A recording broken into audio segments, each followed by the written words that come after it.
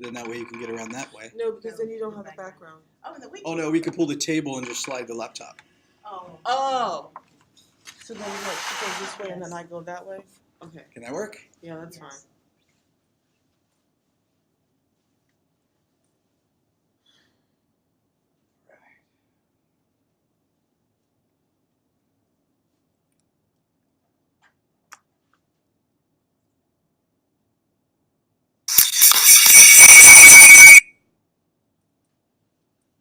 What was that? Turn the volume down on this.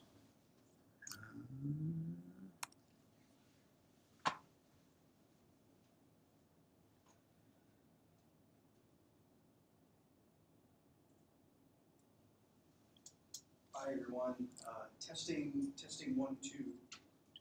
Let me know in the chat if you can hear me. All right, Sasha, thank you.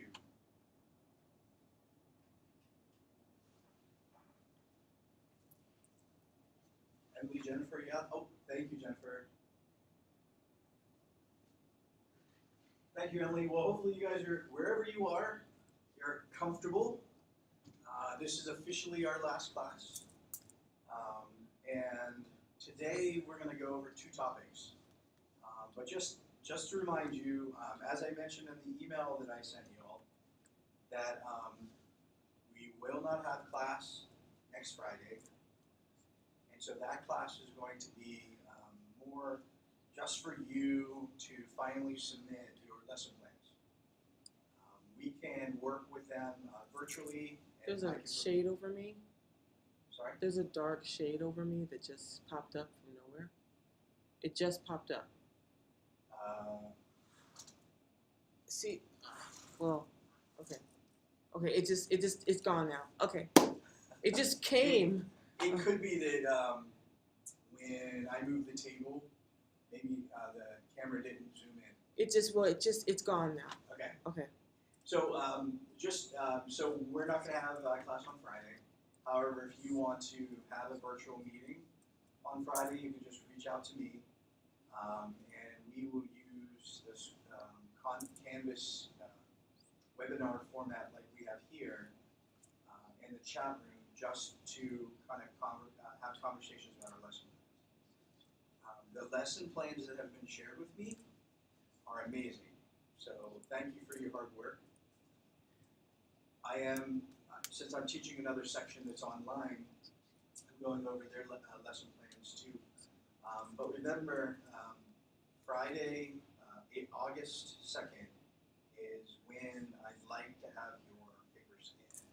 That gives me the weekend to take a look at them, give you some feedback before I have to enter the grades by noon on Monday. Okay. So any questions about the lesson plans? You guys are okay? Things are going well? If you have any questions, just go ahead and throw them in the chat. And we can also, you got it, I'm sure you are. It's the end of the semester. But once we get to the end of the class, if you have any questions or you're thinking about anything, let me know. So we have 2 topics that we're going to discuss today. Great. That's okay. You don't have to be ready to share.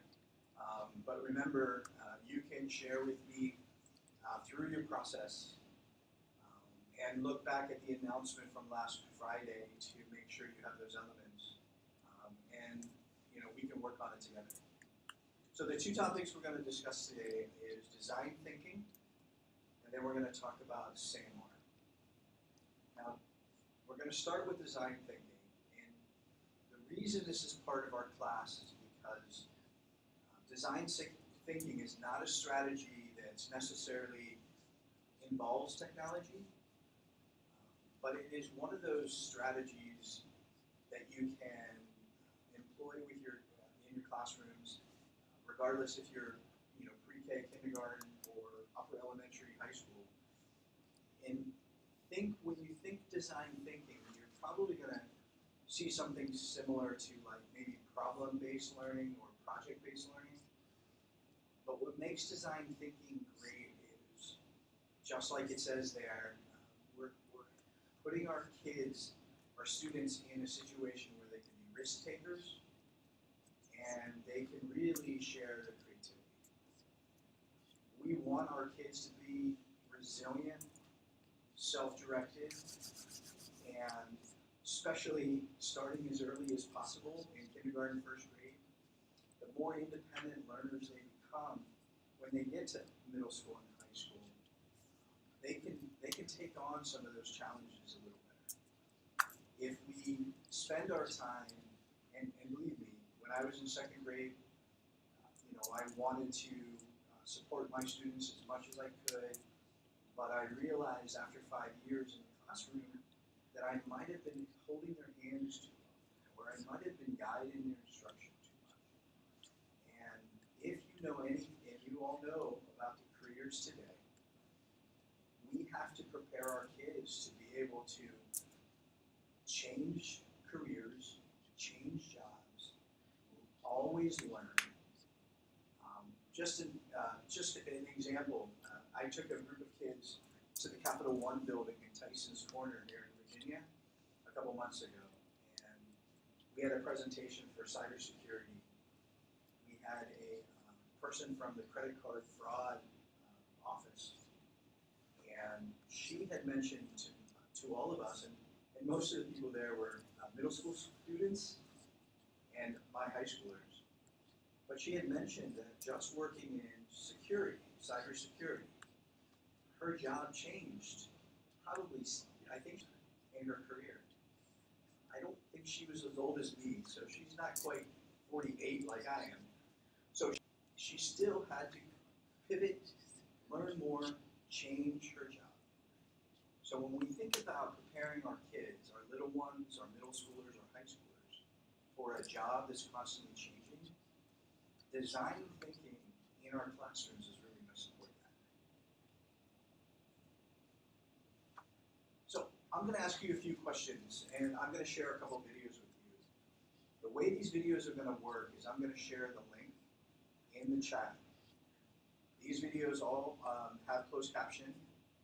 You can watch them on your own. And it's basically just to kind of give you some information before we start diving into design thinking. In order to really talk about design thinking, we have to think about how you engage your learners. And the questions I'd like you to consider is, what does engagement look like? And what is the difference between engagement and compliance? I have these conversations a lot, especially with high school teachers, where if they're in their classroom and the kids are quiet and staring at them, they think they're engaged. They're maybe not engaged, they're compliant, they're not causing trouble. So there is a different aspect to think about it. This little graphic that's up in the corner here, let's see, I have to remember how to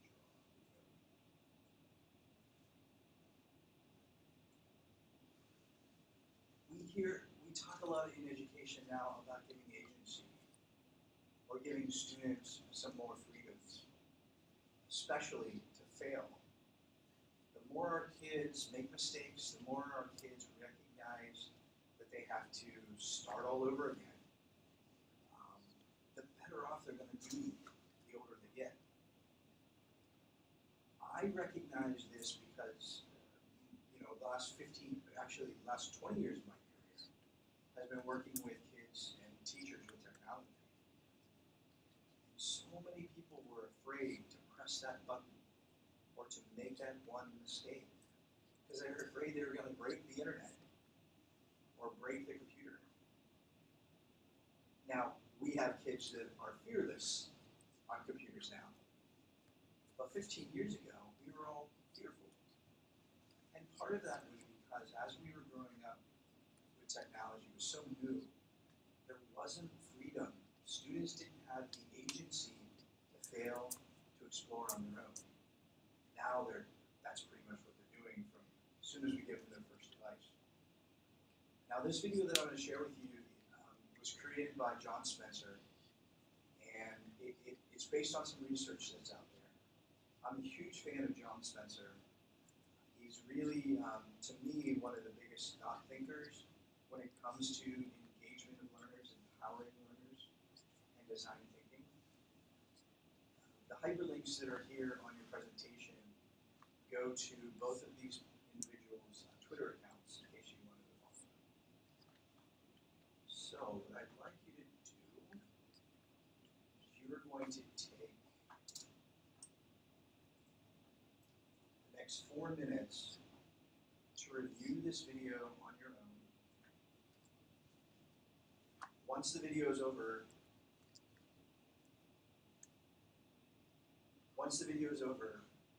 I'll come back and we'll continue class.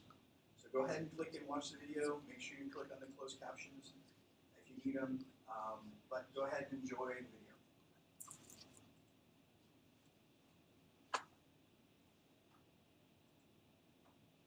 What did she say? Oh, I can't see you. Say it again. What? Oh, she said she got it, but I couldn't see what she was saying. She's too tiny. It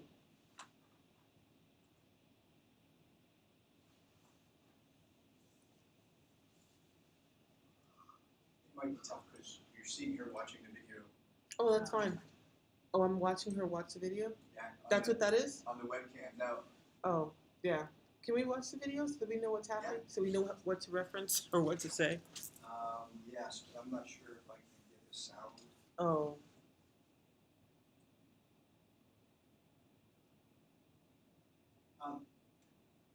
You can click on it on that computer.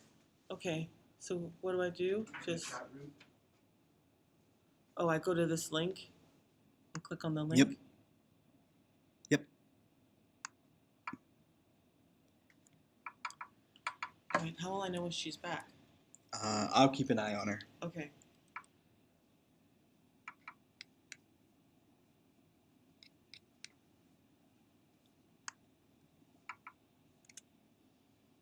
Just so that I know what we're talking about. Sure. Maybe, do you want to watch it with me? Select these levels of engagement in less than 5 minutes, I promise. If you watch this scene from Ferris Bueller's Day Off, you'll notice that even in the midst of a boring lesson, none of the students are actually misbehaving. They're quiet. Nobody's tossing spitballs or playing those paper football games or checking their cell phones because, well, the cell phones back then were the size of a brick. Remember the Zach Morris phone. But most of the students are essentially following the rules. They aren't engaged. But what are they? Well, some seem to be retreating. A few seem to be playing the game of school, but nobody is actually committed to the learning. Well, here's where Schlechty's levels of engagement becomes helpful. It provides a useful framework for thinking about what it means for students to be genuinely engaged in their learning. Schlechty defines it this way. Engagement is active. It requires the students to be attentive as well as in attendance. It requires students to be committed to the task and find some inherent value in what he or she is being asked to do. The engaged student not only does the task assigned, but also does the task with enthusiasm and diligence. In 2002, Philip Schlechty developed a framework for thinking about student engagement based on two core ideas of attention and commitment. At the bottom you have rebellion, which involves diverted attention and no commitment to the task. This is the student who seems to be acting out and causing disruptions, and as a result, they fail to learn from the task. Next, you have retreatism with no attention and no commitment. Unlike the rebellion, this student in retreat is not actively disrupting the learning, but instead seems to be kind of checked out. This student is often distracted and emotionally withdrawn from the task, and as a result, this student learns little or nothing from the task. At the next level, you have ritual compliance. This involves both low attention and low commitment. Unlike retreatism, a ritually compliant student doesn't completely check out, but instead is doing the bare minimum to avoid confrontation. This student will learn at a low level, and the task will not be retained over time. Next is strategic compliance. Often this looks like engagement because the student might be performing at a high level, but it's not. Here the student has high attention on the task but low commitment to what he or she is doing. This is the student who is playing the game of school, focused on things like grades, parental approval, rewards, and class rank. But the learning isn't intrinsically rewarding, and as a result, this student will often learn at a high level but fails to retain the learning over time or transfer it to a new context. And then finally, you have engagement. This requires both high attention and high commitment. Here, a student completely buys in out of a strong sense of intrinsic motivation, and this includes meaning and choice and challenge. This student will continue focusing even when the task gets more complex and challenging, and often they're going to choose to learn even when it is ungraded. This student will learn at a deep level, and the transfer will continue to new contexts. And this is why it's important that we as teachers focus on how to make the subject intrinsically engaging. And this happens when we tap into student curiosity and creativity and purpose. And when this happens, students are more likely to grow into passionate, lifelong learners.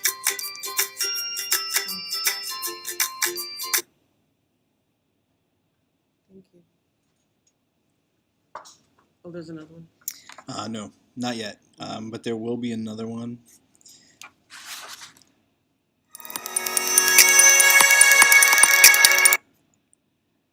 But the next time, if you don't mind, just clicking on the link that I share. This one. Yep. Yeah. So next time I share another video, if you want to watch it. Right. Okay. Thank you so much. Am I on or are you on? Who's on? Okay, that's fine. I'm not go around the pole. Okay, so great video, right? There's a lot of research that goes into that, and especially the level of engagements. If you think back to when you were sitting in a chair like Ferris Bueller and sitting in that class, and you can think about what your level of engagement was. Because if you think about it, in that class, when he was looking for Bueller over and over again. A lot of those people were playing the game of school. They were compliant. They were quiet. They sat there.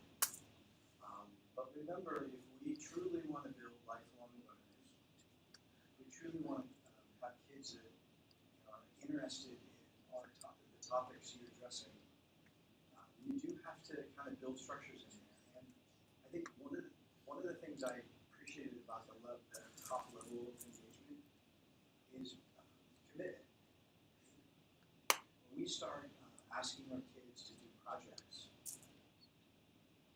if our kids want to know what the grade's going to be, what hoops to jump through, what I can do to slide by, then they're not committed to that product. And it could be just because they don't see value in it and they're not engaged in it. And at the high school, and middle school, because one of the things I've worked with teachers over the years, many of us have, is to try to give high school teachers and middle school teachers, give the students a freedom to choose the way they demonstrate their knowledge to a teacher. So instead of taking that 125 question multiple test to prove it, they can make a video demonstrating it, or they can make an interactive poster online. We finally get teachers to take that risk and go, okay, let's give those students the opportunity to show their creativity and take risks. But a lot of times, by the time they get to high school, if they haven't experienced this at the elementary level, they get frustrated, they don't want to put in the extra work. And the brightest kids that we have in high school will say, well, I just want the test. And that's a disservice to them. They're going to have to demonstrate how they learn in different ways when they leave the school. So, now that we kind of are on the same page about what we think pose these questions, and I'd like you all to respond in the chat. So the first question is, what instructional strategies will you apply in your classroom to engage your students?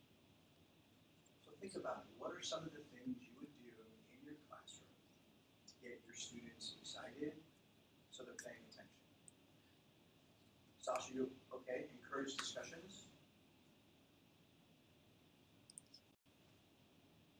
What if you have some that don't participate in the discussion?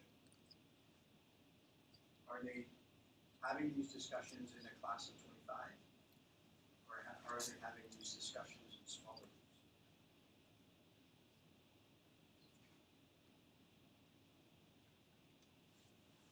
Now, if we're working with elementary students or even intermediate students, can they just talk? What kind of notes are they taking? What kind of structures are you putting in place to help them with their conversation? Educational videos, for sure. Educational videos will definitely pull them in. It'll be talking points, right? Watch the video, discuss.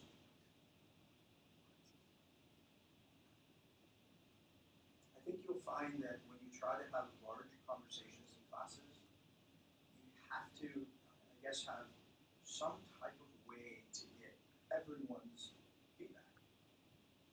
Like Pear Deck. If we're using Pear Deck and everyone is part of the discussion and has to share some aspect of that discussion or their response, if everyone in the room is accountable, then discussions work.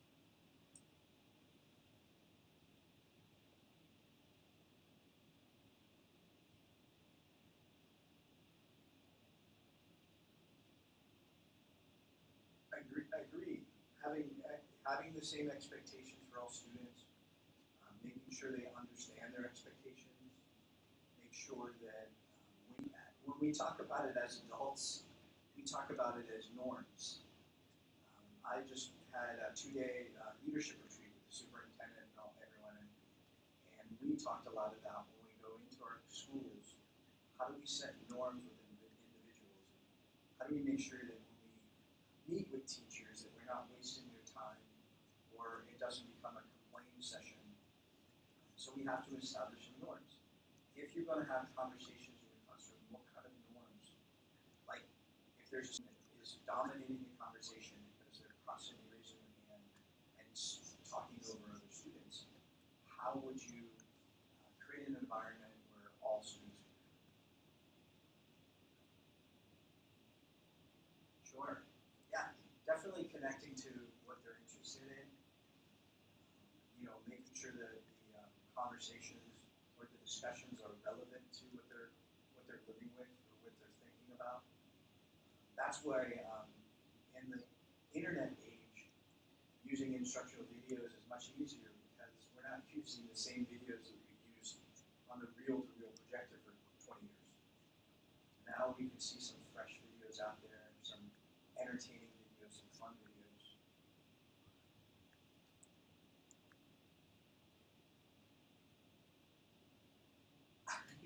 And Sasha, I didn't say that because I thought you were that person. I think you mentioned that in class once, being in the front and raising your hand all the time. And you're right. In a middle school, high school environment, we can say that to a student. But in an elementary classroom, how do we control that?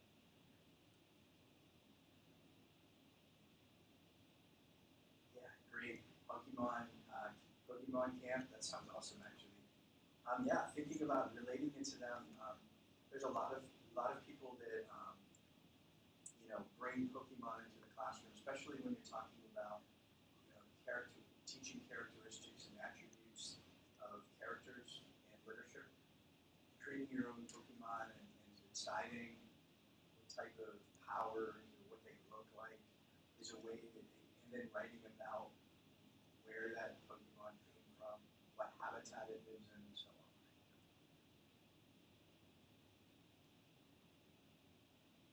But one of the things to think about is if you think conversations in the classroom or some instructional strategy you want to apply with your kids, think of ways to make them all accountable. Teachers do a good job of having some kind of cards that are laminated that have question starters, where if you put two boys together and they don't want to talk to each other, at least they can look at the question starter and see where they might start the conversation. Having, if it's a small group, 4 or 5 students, having an expectation that after the conversation they have to report out to the larger group to talk about what they talked about. So those are some things to think about. You're right, getting them engaged in conversations. Now I want you to think about the second question. And I think I meant to say, how will you structure your instruction to encourage your students to think differently or outside the box? So how will you encourage your students to be risk takers? To not say to you, hey, where's the worksheet that you want me to fill out? But for them to use to express it. So what are some things you would think about? How would you structure your instruction to encourage students to think differently?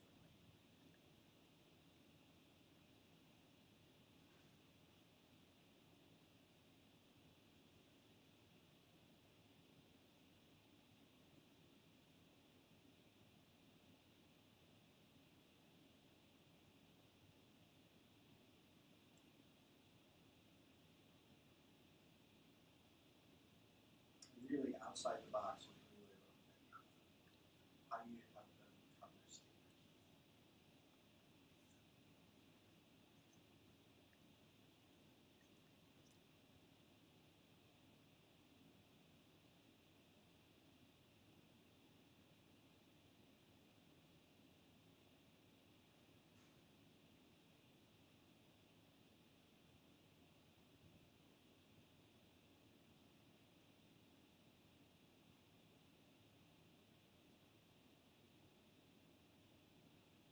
So constantly ask questions that ask for more, maybe.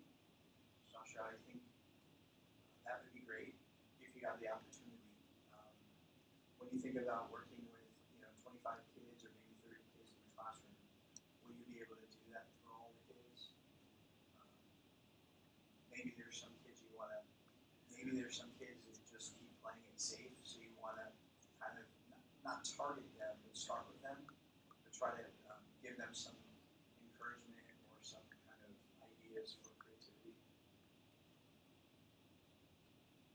Jennifer, I like how you say praise creativity, right? You want to recognize kids that are taking risks.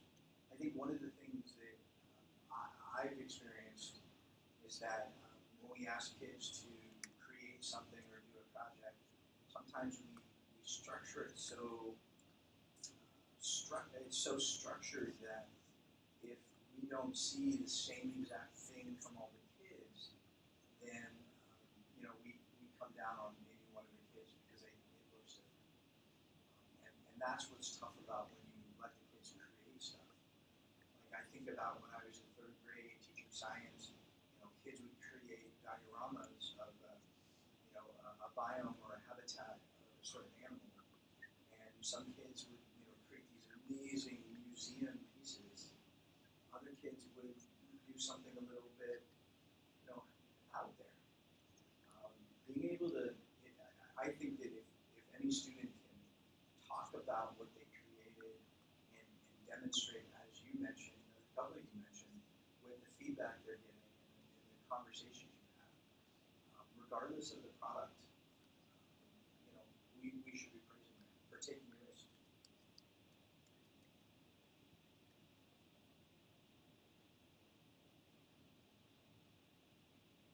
Yeah, definitely. You want to make sure that you're having conversations, you're taking a look. Emily, I haven't heard from you. What do you think?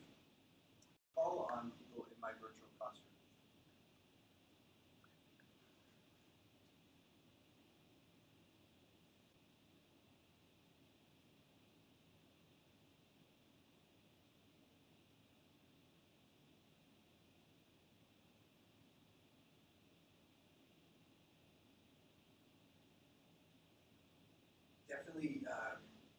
definitely giving spirit, talking about spirit, getting everyone excited about the day is really important. You all will be teaching topics kids are not excited about. When I taught the computer lab, there was a lot of times where I had to teach keyboarding, and very few kids were excited about learning the homework keys. But I think the secret, right, is to make it exciting. If you're not excited about what you're teaching, the kids aren't going to be excited. Emily, great point. Definitely thinking about open-mindedness, keeping them open to different ideas is really important. And it is a mindset when we think about thinking differently. Students are so used to being told what to do and how to learn that those risk takers or those kids that question the status quo should be awarded and praised.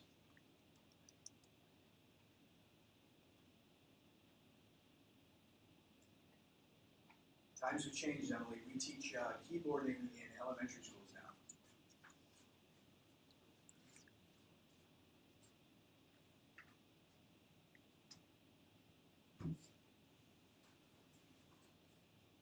All right, so the last question I want you to consider is how will you encourage your students to be creative, inquisitive, and most importantly, self-reliant. So think about how you would structure your classroom, regardless if it's going to be a kindergarten class or a 5th grade or 6th grade class.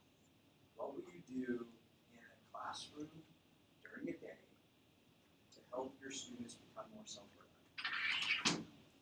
So what are some of the strategies? We know that having a class conversation is not a strategy for this. Because a lot of kids are going to be listening to each other and kind of getting ideas as they're hearing. But I'm thinking of self-reliant, like the students are going to go and they're going to do, and you know that they're going to accomplish.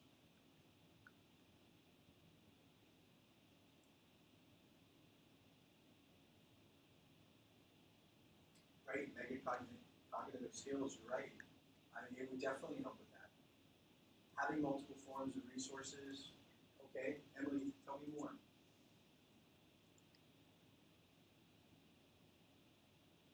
Jennifer, tell me more. What do you mean? During when? When would these resources be available? Think of your scaffolding.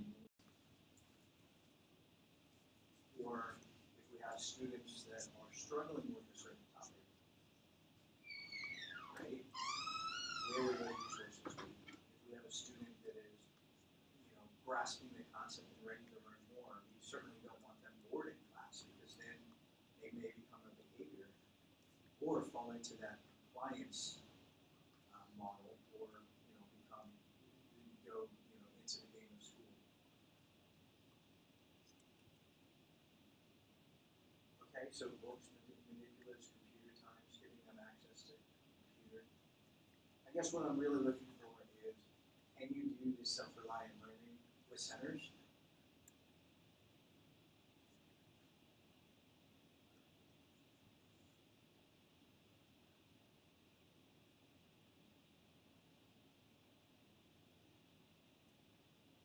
Copying and pasting, editing documents is pretty for first graders and kindergartners, but I will say that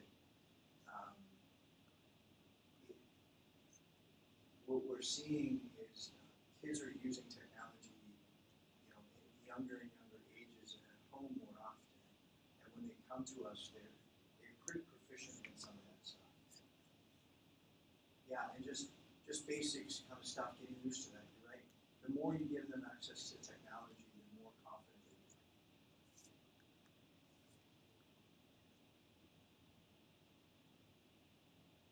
Right. So, Jennifer, when you think about your classroom, and I was hoping, and you guys weren't reading my mind, so let me throw it out there. We had talked about a strategy already, like the flipped classroom. And if we truly did a flipped classroom in our classes, and kids are watching the videos and they're participating in Edpuzzle or taking those Google quizzes that you when they come into your classroom, you already know, Johnny may need to go to the center that really remediates that topic, but Ashley can go to the center that expands and gives more. So when you think of that, you want kids to be able to come into your room, go to a center, and be able to work on their own, work on those tasks. One of my best experiences when I was teaching elementary is we departmentalized in our subject area, in our grade, and because we had 5 classes at the time, one of the classes the kids rotated through was mine, and all my class was centers. All I did for most of that half of the year was build different center activities. And so when the students came to my room in rotation, they would go, they would see the menu board, and they would see their name next to the centers, and they would go to a science center, or a social studies center, or a math center. And they would be learning on their own, and doing activities that were where they were learning in class, but they were extensions or remediation. So when you think about building those into your classrooms, where can those be? Where can you put centers? And also, if you talk about differentiation and scaffolding, if you follow the differentiation model and you're really thinking on it, you have tiered activities in all your subjects. So for example, let's say a student really understands the math and you have to reteach it to most everyone.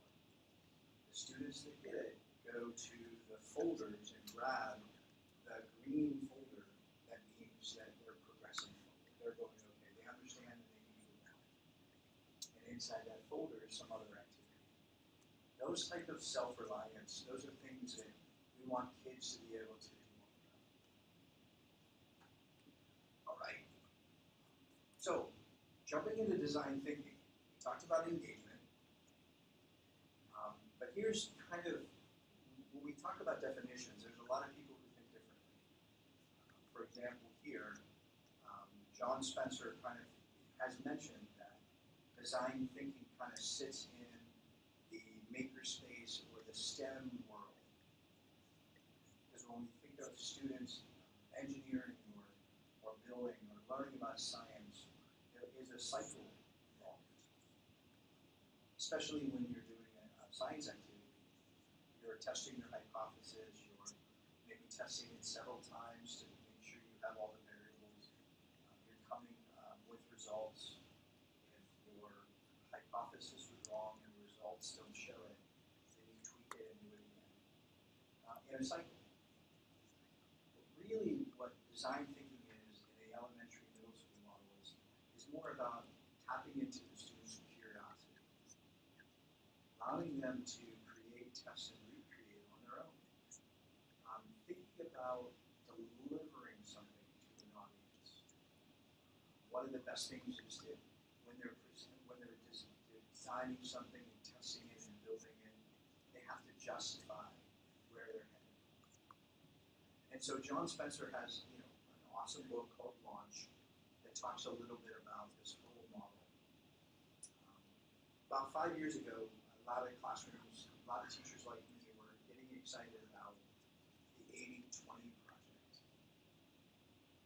And the reason we were getting excited about it was because a lot of people were coming from environments like Google and Apple and Amazon, where they were letting their programmers and their coders,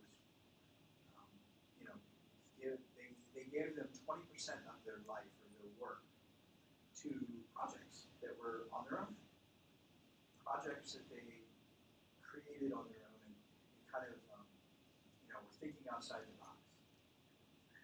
When we think about MyMaps, the mapping program I showed you last Friday, where you could put those little dots on a map, that was a 20% project of someone who worked at Google, who just was like, hey, let's do something different with maps. We came up with this product, people liked it, and they started developing. So when we think about in our classroom, especially when we're talking about science and math, is there an opportunity to give kids 20% of their day back to work on a project that they see from the beginning all the way to the end, retesting, moving around, kind of coming up with their own ideas. We did this a lot in the 5th grade level.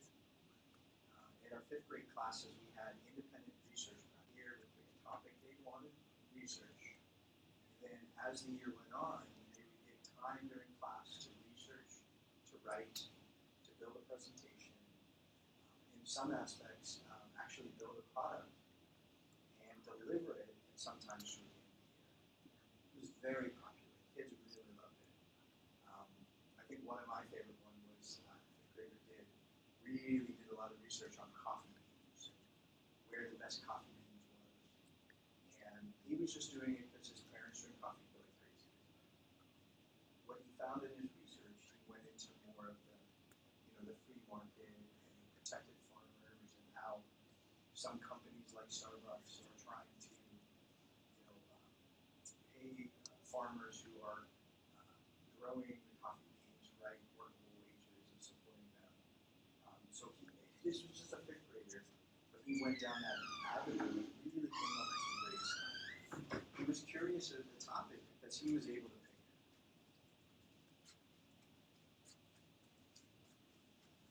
Another definition of what is design thinking, and this is a great article by Jessica Lake, and it was just about how design thinking became a buzzword. Because for the last couple of years, a lot of people have been talking about it. And so, if you take a look at this quote, it is really, it's not a curriculum, but it's a process of problem solving. It's figuring out a way to get students to think about things, be conscious of it, and be comfortable with failure. Now again, I live in reality. I'm in the schools. I work with teachers all day. Design thinking is not something you do all the time. But think about when you're planning your classrooms and you're working with your kids. Where can you fit one of these projects in? Every once in a while, kids should have that opportunity to create, to figure out on their own, and to fail. So design thinking is just, it's a strategy. And you can read it. I think one of the things, depending on what model you look at, empathy becomes a big part of it. Thinking what other people would want to see. How would other people want to use that tool to build? How would other people want to learn about the information that they're going to present? It's definitely one of the things to put students in the seat of another, or have the students think about how they're presenting their product or what they're creating, how it would be received by others. So we're going to take a look at this video. This is a great video from Edutopia, which was a great resource that some of you found on your own. And it's a classroom teacher with some elementary kids, as you can see, kind of working through this process. Now, you're going to see that probably right away that this teacher is, a STEM teacher. So this teacher is responsible for teaching science, technology, engineering, and mathematics. But when you look at the process that she's following, kind of think about, is it something you could simulate in your classroom? So just like before, I'm going to share the link with you.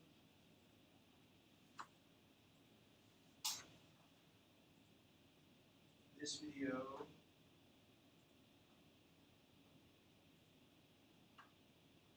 is about 5 minutes long. So I think you can click on that on your own. I'm not sure if it's clickable on that screen or not, but I'm going to share it with you. Please go ahead and watch the video. In 5 minutes or 6 minutes, actually, we'll come back and talk a little bit about it.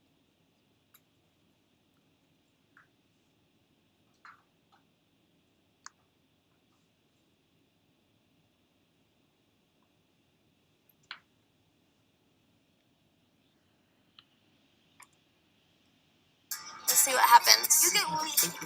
Oh, look at the water. because they've been exposed to design thinking at such an early age, that creativity has just blossomed. They can really think outside the box, and they really feel that there is not a problem out there that they cannot devise a solution for. Do you want to drink that? No. See what you can do to redesign it.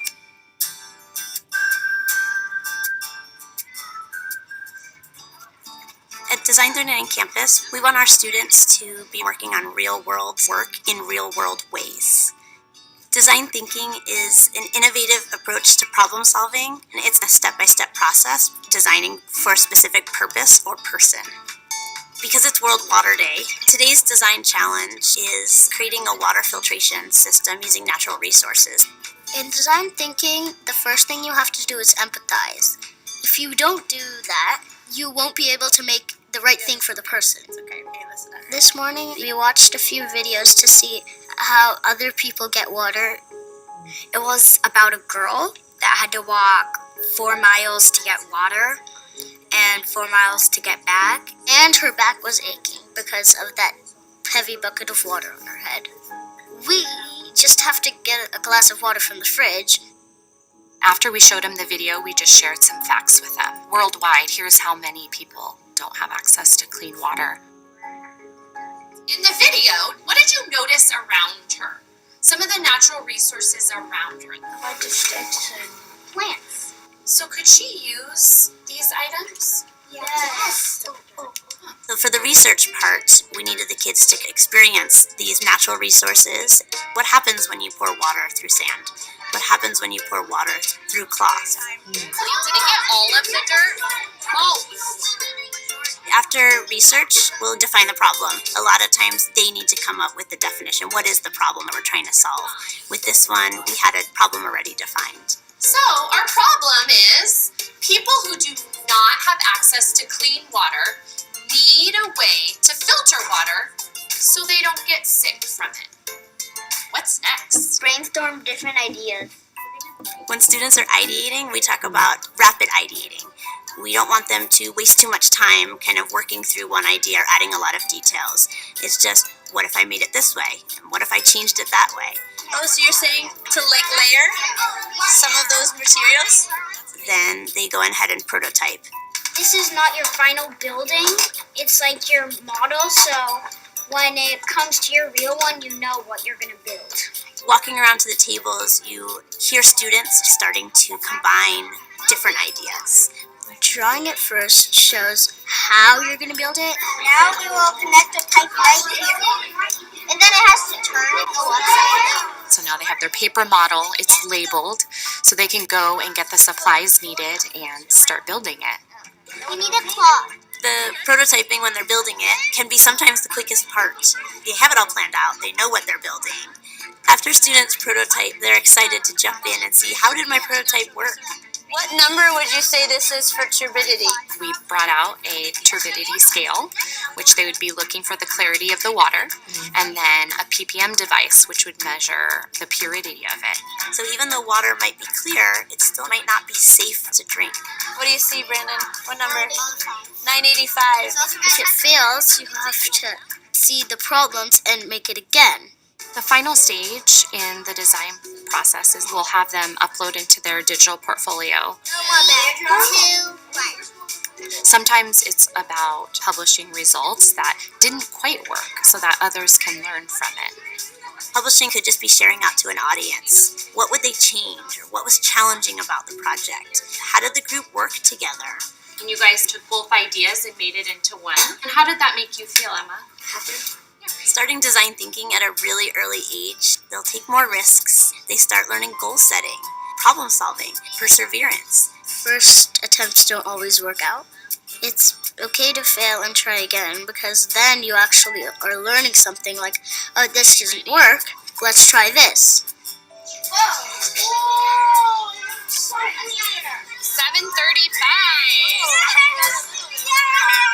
I think it's good because it's not just thinking about yourself, but thinking about other people, and I think that's very important.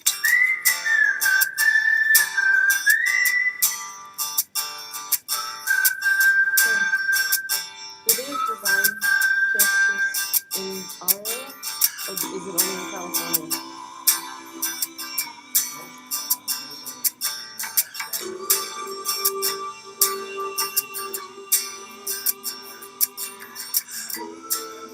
Right, but not design thinking. Some, the good STEM teachers do. Oh, wow. That's really, really fascinating. It's fun stuff. And as you can see, the kids were totally into it. Reminds me of when my kids did NIH. I'll tell you about it later. Okay.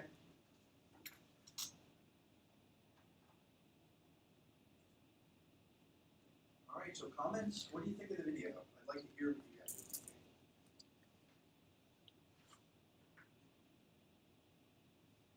It is really, Jennifer, if you think about it, you know, the kids are hands-on, they're prototyping, they're kind of exploring, and it's a global issue.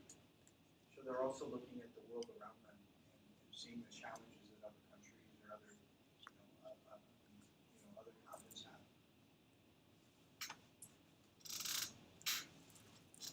You definitely, Sasha, if you thought of it, if you looked at it, it looked like all the kids were engaged.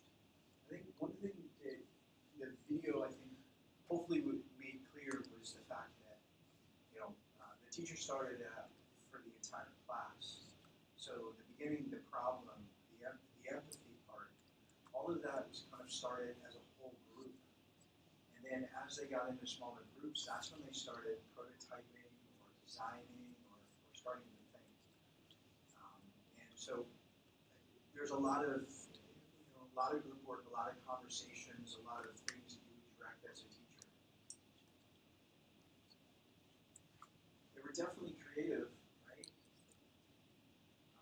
And again, some of the kids, you'll see that as you do this in your classrooms, you'll see that there are some kids that are kind of watching other kids, and some of the designs end up looking the same. And that's where your praise for creativity and your praise for thinking outside the box and taking risks are really important. One thing I want you to also recognize is that, there's a lot of prep to these kind of activities. This one teacher probably brought her class into this, in this lab, or this STEM teacher, because there were two adults there, right? So one teacher probably set up all these resources and set up all this. And that's really hard to do when you're the only teacher. But don't let that, scare you away from trying something like this. I think one thing to think about is design thinking. Experiments like this isn't something you try to do all the time. Our elementary schools and our middle schools are IB, or International Baccalaureate schools. And that means that the grade levels have created unit planners that guide their instruction. So a fourth grade class may have 7 unit planners that they would go through the year. And maybe 2 or 3 of those unit plans would have a design thinking kind of activity. It's not something you can do every day, but it is something that if you find yourself in December thinking, did I give my kids this opportunity to do an activity like this? You may want to make sure that you're building it in somewhere. And what a lot of teachers will do is they'll kind of do these fun activities at the end of each quarter and have a culminating, kind of engaging kind of project.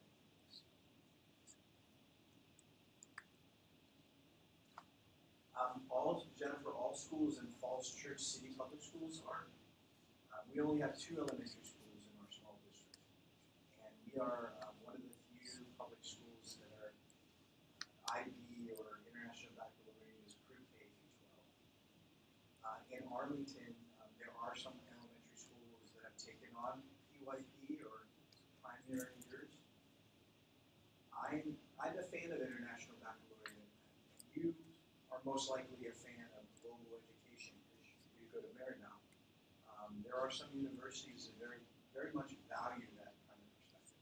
So what I appreciate about these programs is that we are creating lesson plans that are focused on global perspectives. There's nothing better than going into a high school class that that's talking about the Second World War, not from the U.S. perspective, but from all the perspectives of the world. It was a big event in history, right? World War I was also. But when I think about when I learned history, I learned it from a very nationalistic kind of view. USA, USA, we won.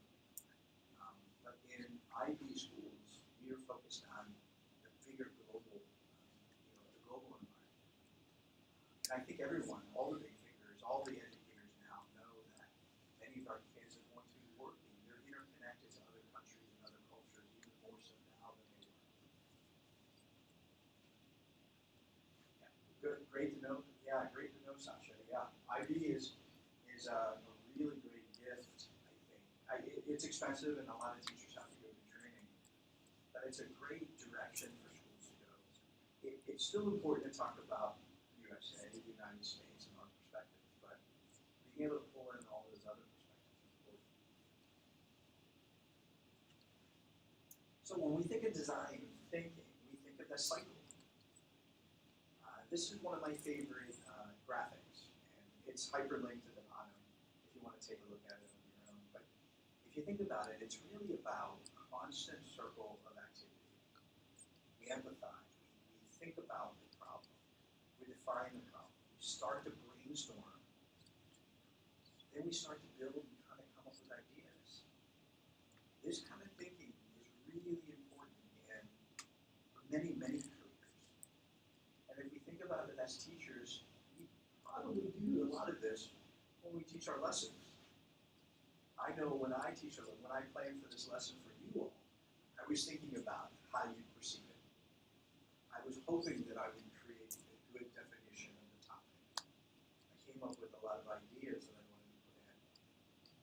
You are seeing my prototype because this is my presentation, and I'm testing it right now. Now, am I going to have to rework it for next year? Maybe. So there's a lot of this design thinking in our processes already.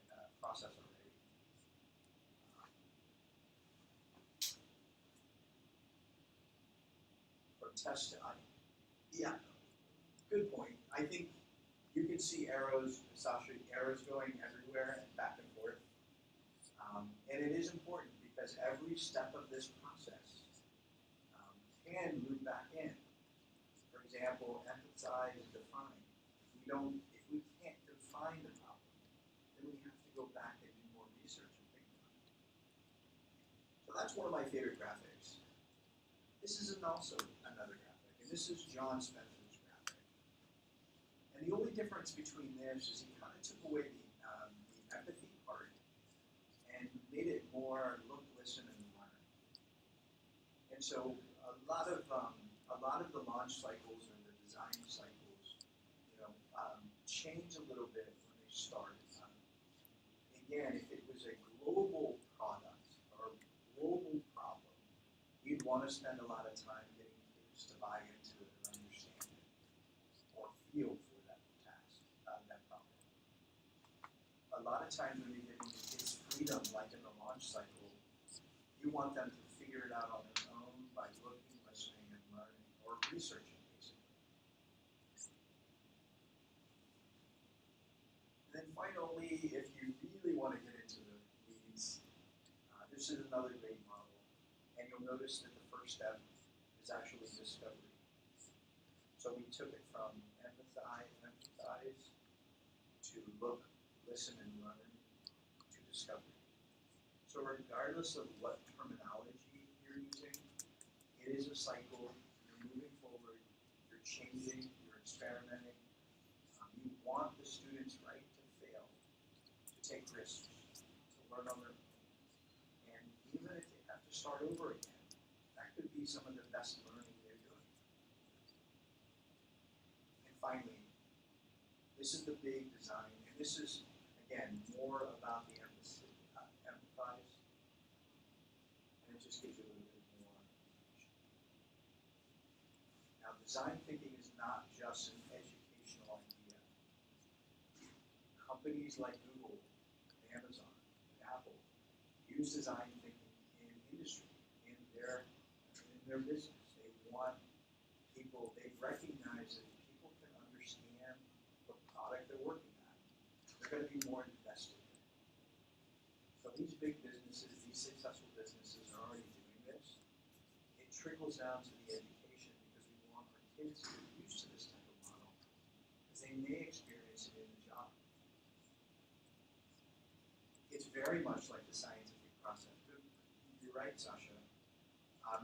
There's a lot of that part in there. When we think about retesting and hypothesizing and all of that, it's very much like the scientific model.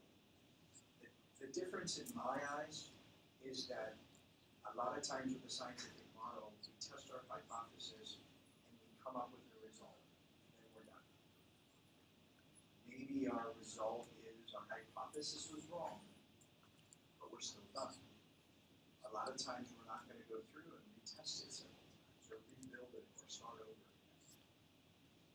And so that's kind of where maybe some of the differences lie. So when we think about design, what does design thinking look like in all the subjects? I'm not going to go through this document, but I did provide this hyperlink document to you. You can take a look at it and see that in every subject, from physical education all the way to art, there are some design thinking products that you can do, and you can kind of explore. So this really can fit into any subject you end up teaching. I tend to think that it naturally fits into science and mathematics because you want them to not just learn their facts and do their math facts at a record speed, so it's a competition, but you actually want them to apply what they learn in a different way. And this is design thinking is a great way of taking some of that knowledge and applying it in a different way. I like this graphic from John Spencer because when he kind of comes at it from the center, if we let the kids embrace design thinking, these are some of the benefits that we'll see with our kids.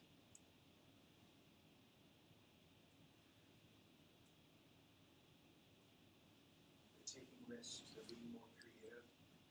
And if you think about it, these are some of the things we want them not just to do during design thinking time, but in all their subjects and everything. We would like to think that kids embrace new topics and new things they're learning and get interested. Because remember, our goal is to engage our students, and sometimes we have to employ design.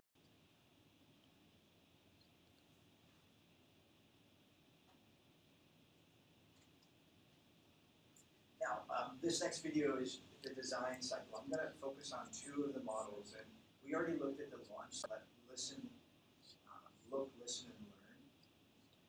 And again, John is trying to sell books, and he's coming up with his own framework.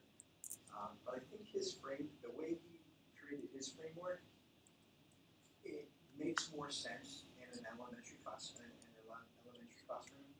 more so than maybe the Stanford or the other the images, the other kind of plans. Like trying to get a bunch of feel for a project might be kind of difficult. You just want to give them a time to look and learn and maybe get engaged by getting them excited because you're excited.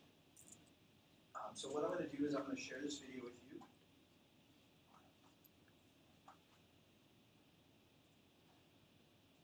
And John does a great job of creating tons of great videos, great design videos, very engaging. This video is very short, it's only about 2 minutes long, but I'm going to give you all 3 minutes to kind of look at it and think about it. So when you're done watching this video, we'll come back together.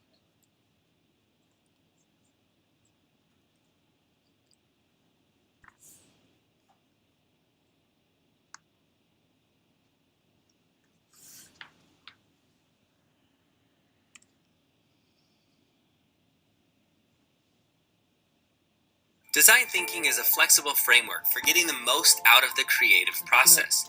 It is used in the arts, in engineering, in the corporate world, and in social and civic spaces. You can use it in every subject with every age group. It works when creating digital content or when building things with duct tape and cardboard. Although there are many models for design thinking, we have developed the student-friendly launch cycle. Here's how it works. In the first phase, students look, listen, and learn. The goal here is awareness. It might be a sense of wonder at a process, or an awareness of a problem, or a sense of empathy toward a group. Sparked by curiosity, students move to the second phase, where they ask tons of questions. This leads to understanding the process or problem through an authentic research experience. They might conduct interviews or needs assessments, research articles, watch videos, or analyze data. Students apply the newly acquired knowledge to potential solutions. In this phase, they navigate ideas. Here they not only brainstorm, but they also analyze ideas, combine ideas, and generate a concept for what they will create. In the next phase, they create a prototype. It might be a digital work or a tangible product, a work of art, or something they engineer. It might even be an action or an event or a system. Next, they begin to highlight what's working and fix what's failing. The goal here is to view this revision process as an experiment full of iterations, where every mistake takes them closer and closer to success. Then, when it's done, it's ready to launch. In the launch phase, they send it to an authentic audience. They send their work to the world. And ultimately, that leads back to a place where they can look, listen, and learn.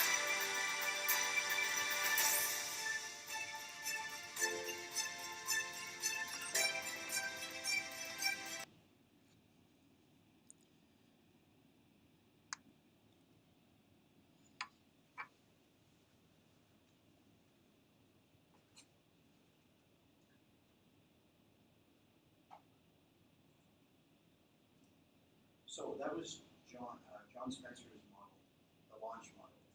Can someone share with me in the chat, what was the first step of the launch model?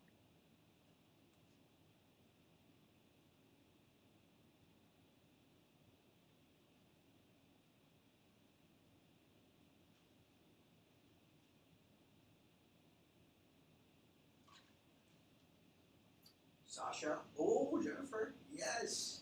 Emily? Yes, thank you. I didn't know if your cat was on your keyboard again. Yes, look, listen, and look, listen, and learn.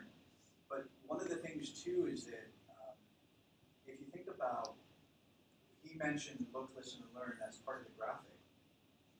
But he also mentioned that it was more about awareness that we would use in this launch cycle. That's why it makes sense to me for younger kids, because making them aware of a topic, making them aware of a problem, instead of going in and trying to get them to feel or empathize or think about how other people are perceiving that problem.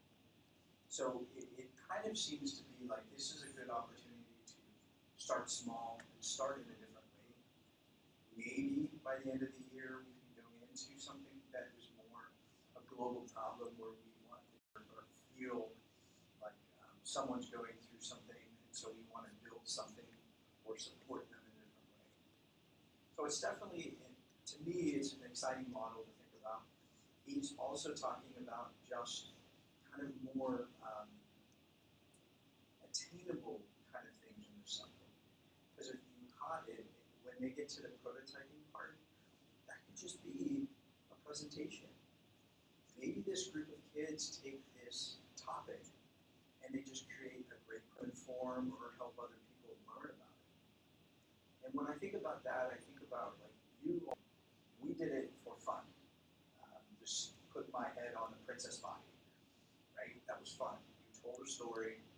Hopefully you had students who were interested and thought it was funny, but they also learned a little bit, listened to your story, and absorbed it. But if we had students actually create a digital story that was more of a PSA or a public service announcement, maybe focused on bullying or anti-bullying, then the students can use the launch cycle to actually create a video that they can share with others to help them know that if you're bullied, what do you do, or how to handle the bully, or how do you ask for help. So when you think of those types of things, it doesn't have to be a science project. They don't have to build a water purification system. They could do something as simple as just posters they put around the school to support their classmates. So to me, the launch cycle is a little bit more attainable when we think about design thinking. It makes a little bit more sense for elementary and intermediate. But when you think of the bigger design thinking where they're prototyping, that's probably for older kids. That's how I perceive it. One of the things I shared with you is that John freely shares a toolkit that provides a lot of great activities and tasks. The best way to get started with launch or design thinking is, to use one of his video tasks that he's created for you. In this toolkit, he actually gives you, I think there's 6 lessons that tasks that you can use with kids, modify it based on the age of your students. But it's the process, and he gives you all the resources and the starting. He has a very interesting video like you just watched that kids would see to propose a problem. So there's a lot of great resources on this site. So you have an opportunity to explore it, which take you to some of the resources. Now, the next design thinking I want to share with you is a little higher end, a little more kind of older. It's an organization called EO, and basically they get together. It's an organization that gets together to really promote digital design thinking. It's a lot of people in middle school and high school that are looking at different ways to bring this design thinking into the classroom. What I'd like to do is I'm going to share this with you, just like I did before. So I think this is the last video of the presentation. This video is 3 minutes long.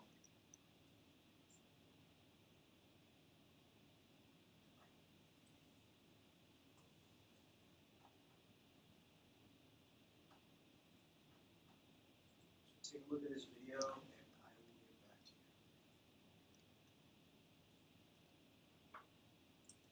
you. I hope this one has closed caption.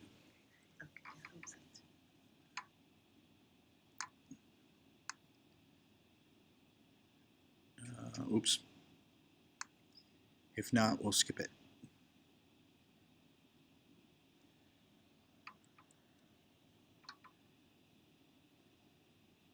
And I think it does because I think it automatically plays them.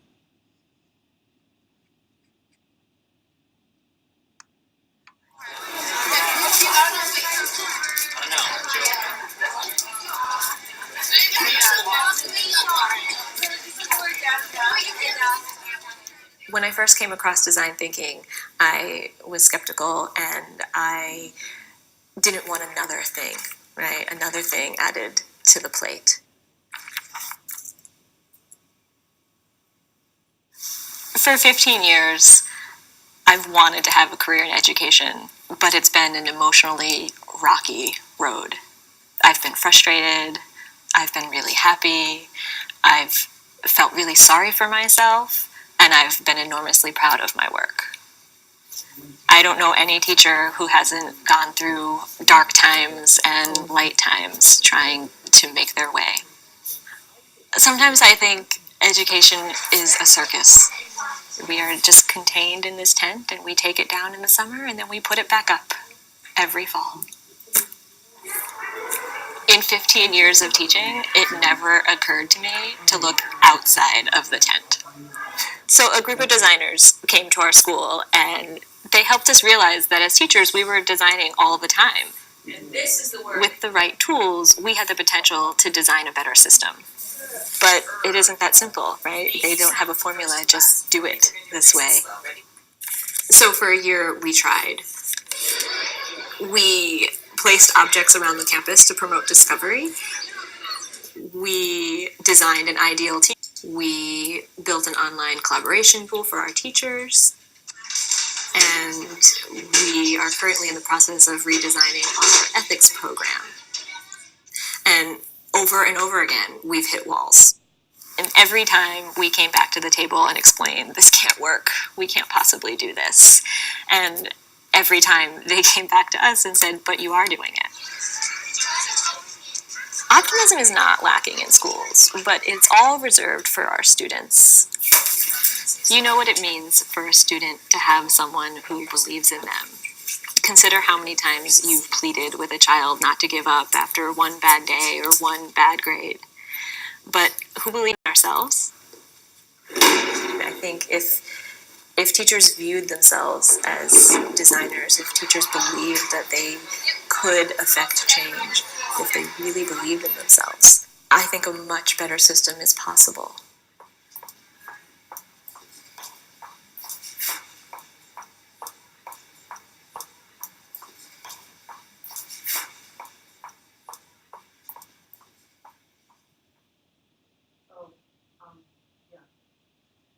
I found it. I'll send it to you later.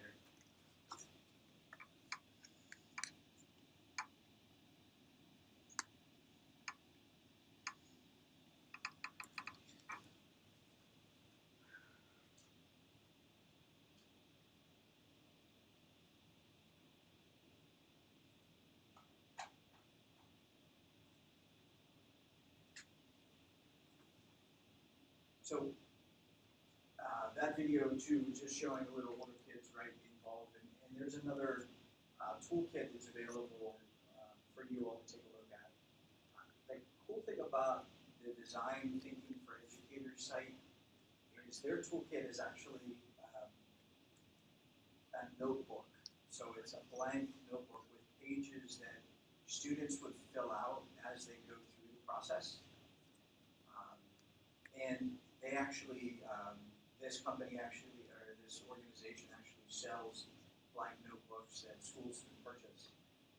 So because when we think about the real design, when we're teaching kids engineering and design in high school, or when I work with my students, I coach the high school robotics program, and we build a robot and we do competitions. When we're designing a robot and actually building it, where we're always putting all our information in. And so this link here will give you access to a blank engineering notebook or a design thinking process notebook. It's kind of neat. You don't have to, in your classrooms, you wouldn't have to use every single page of it. But you could use elements out of it that would help students know what they should be thinking or what they should be writing down or what they should be recording. Because part of the process of ideation and prototyping is ideas, build it, and if it doesn't work out, go back to it. And if we don't write any of that down, it's really hard to go back to the drawing board. So those hyperlinks are there for you to take a look at later on. So the reason I bring design thinking to you in this technology classroom is because when you think about it, how can technology support this? And there's a lot talked about hyperdocs, but we can present the design thinking task on a hyperdoc.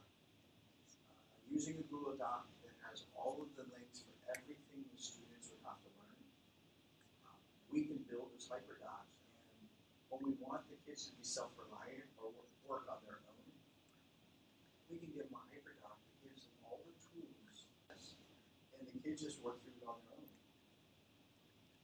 So hyperdocs is a way we can integrate it. This is an amazing site. If you haven't heard of Smashboards before, it's a really good resource for when you want kids to have time doing tasks. And I think this website will give you some information about it. But I think one of the best things about this is it gives you a collection of timers where, when the students are going into the first step of design thinking, they have 25 minutes, or they have 10 minutes to come up with ideas and brainstorm. Smashboards give you the template to be able to lead the students through each of these steps. They give you templates of presentations you can use. They give you images that you can throw up on your smartboard, your projector, to help students know what step they're on. So it's a great way of interacting. And then the kids can use these templates to actually build their engineering notebook or write down all of those steps they're following. All right, so that is my presentation for design thinking. It's one of those things where I just wanted to give you all kind of an idea of a different strategy. Not necessarily, you'll see, you probably noticed the first video I showed you with the water filtration, there was very little technology that students were using. The second video I showed you, where the students were kind of building things on their own, they were taking pictures of it with their iPads, and they were kind of recording on it and sharing it. So there are ways to integrate technology, but it's not necessary. Remember, when we talk about the reality of using technology in the classroom, it's really if there's a purpose and it makes sense. Not using technology for technology's sake is really important. And design thinking should help you. If a student goes through and creates everything in the process without touching a keyboard, that's okay, as long as they were engaged and interested in the topic. Okay?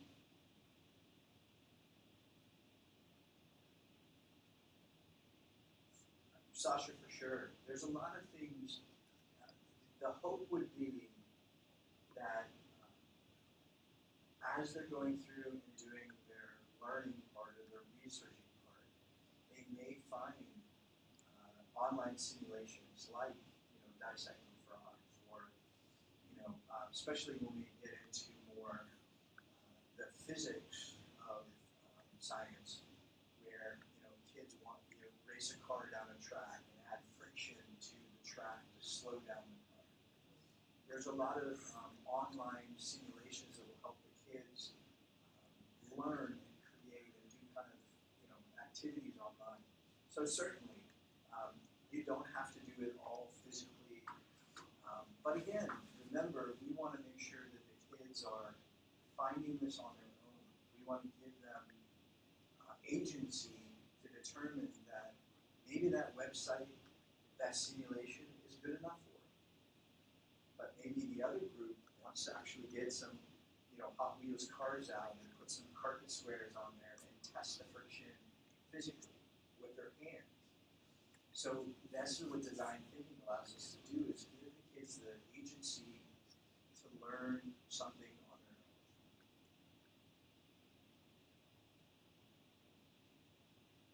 their own. Jennifer, when we think of the hyperdocs can include links to websites or search engines that will help the students start the research process.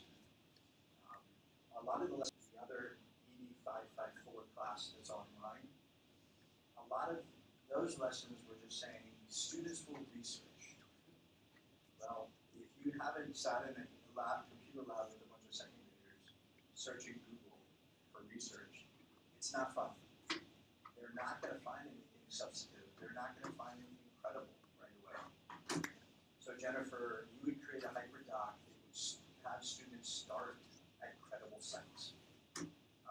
And there are some teachers that, even in the middle school level, the students, when they do research, they still have to have maybe two or three print sources that they use in their research.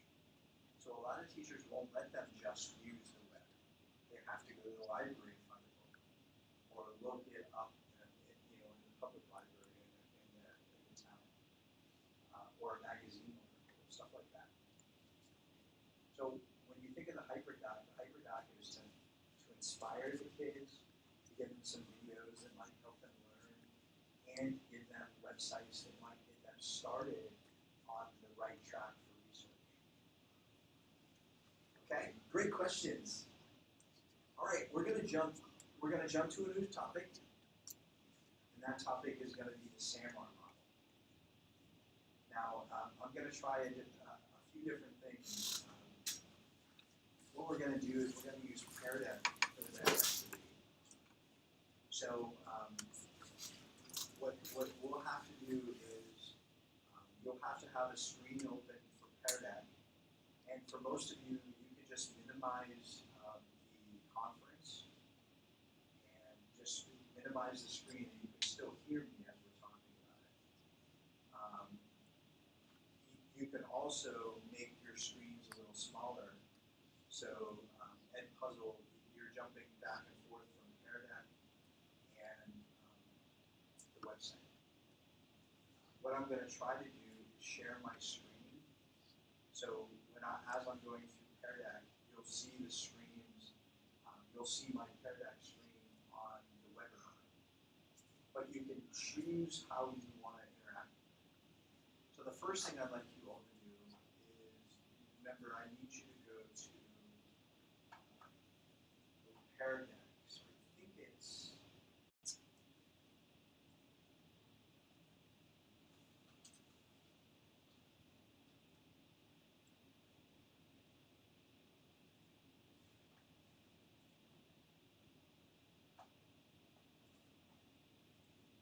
go ahead and navigate to this website, and it'll open your Pear Deck.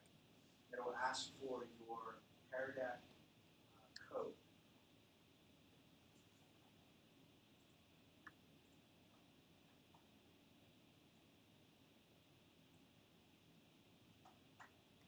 And your Pear Deck code. Oops.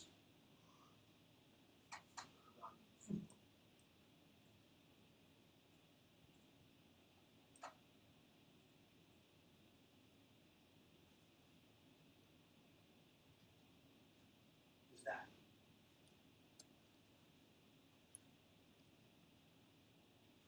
So go ahead and log into Pear Deck. Remember, when you log into Pear Deck, the first thing it's going to ask you to do is log in with your Gmail account. And at this point, you can use whatever Gmail account you want to use. You can use your personal account, or you can use Marymount. It's up to you.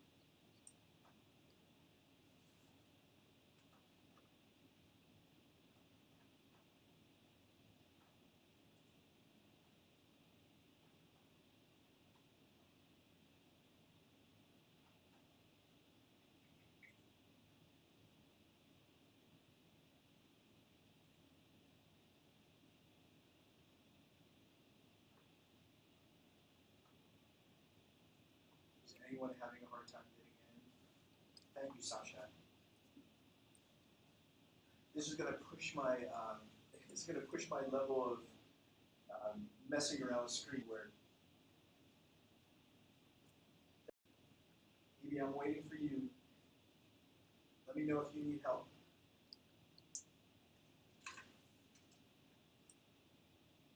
One minute. Yep.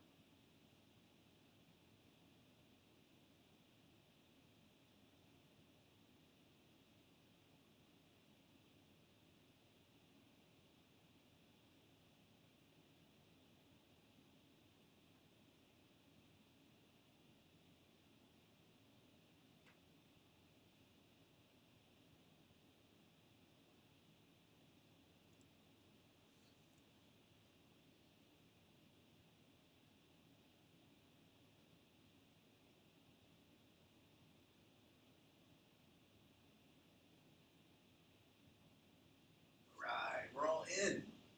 Yay. Okay, so I'm going to try something real wild. I'm going to share my screen.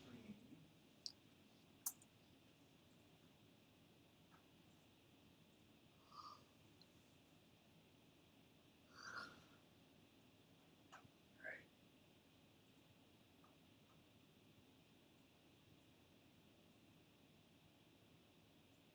Okay, can you all let me know if you see my Pear Deck on your screen?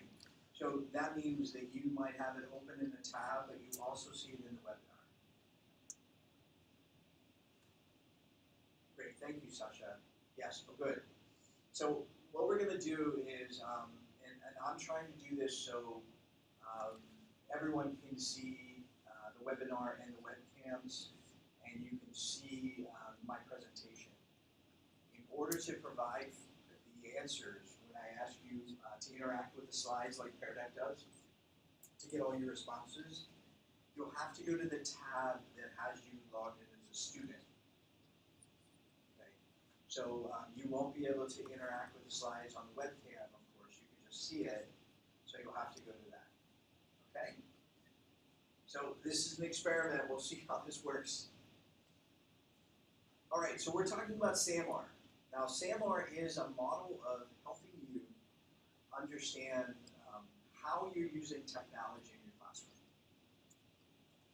And so when we think about it, I'd like you to take a look at that quote there.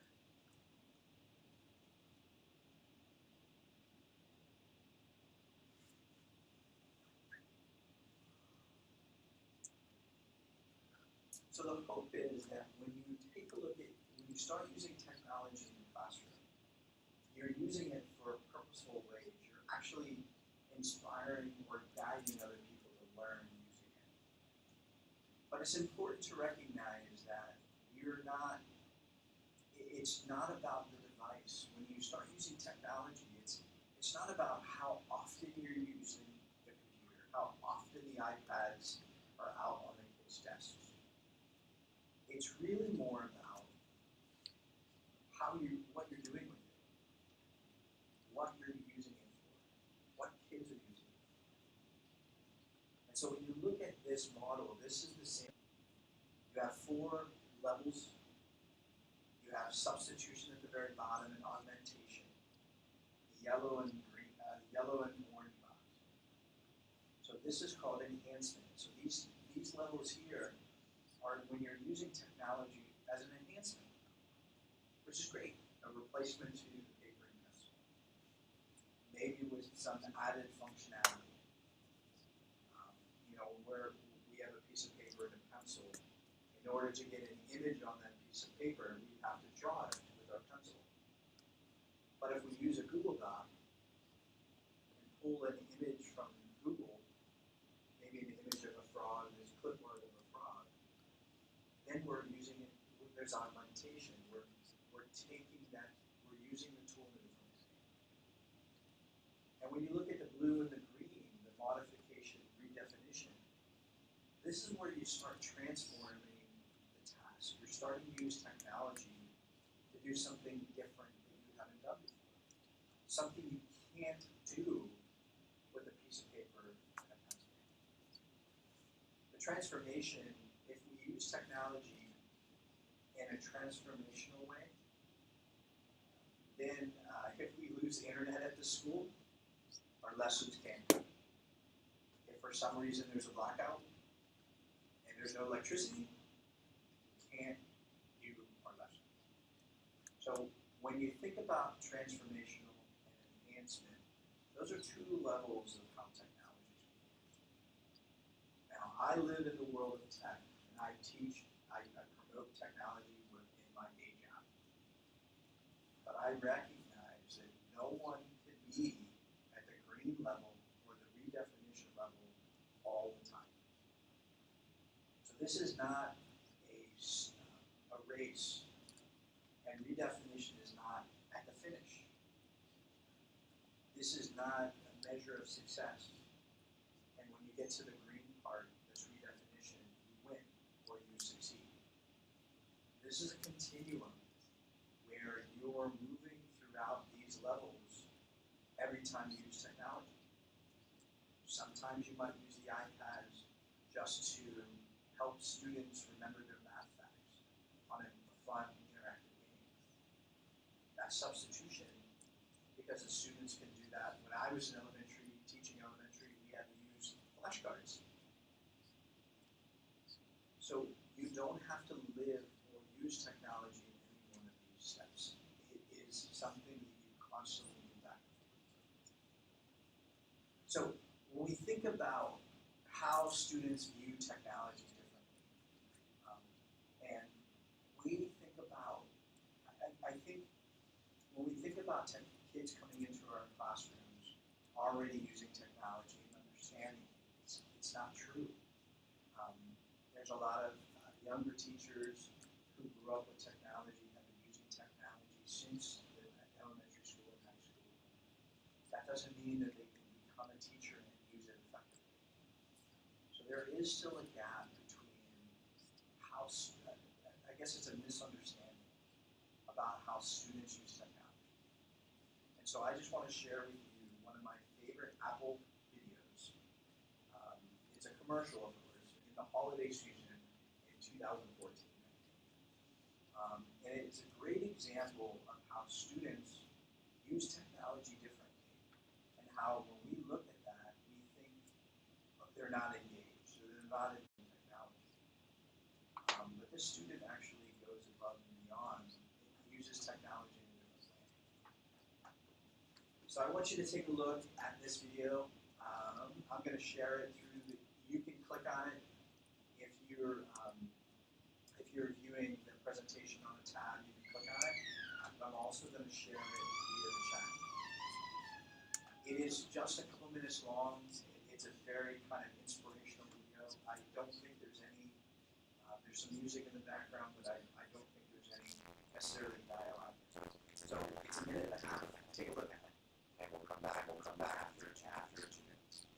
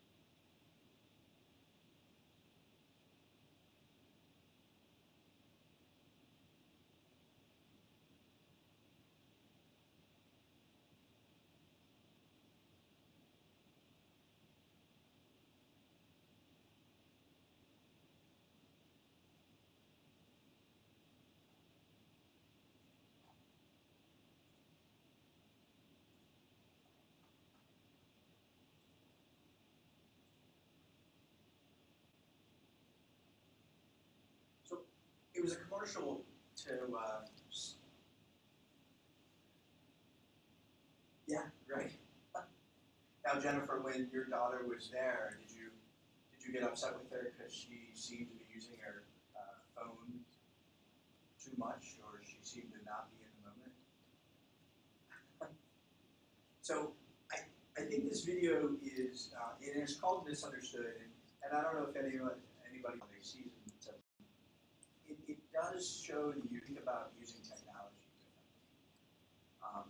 This young man obviously was still in the moment. He was still enjoying his family, and he was capturing it and creating this amazing product that kind of documented what was going on. And that was the way he expressed himself. He wasn't necessarily singing carols by the tree, I assume, but he was sitting there recording it, or recording pieces of it to put in this video that he created. He celebrated what was going on differently.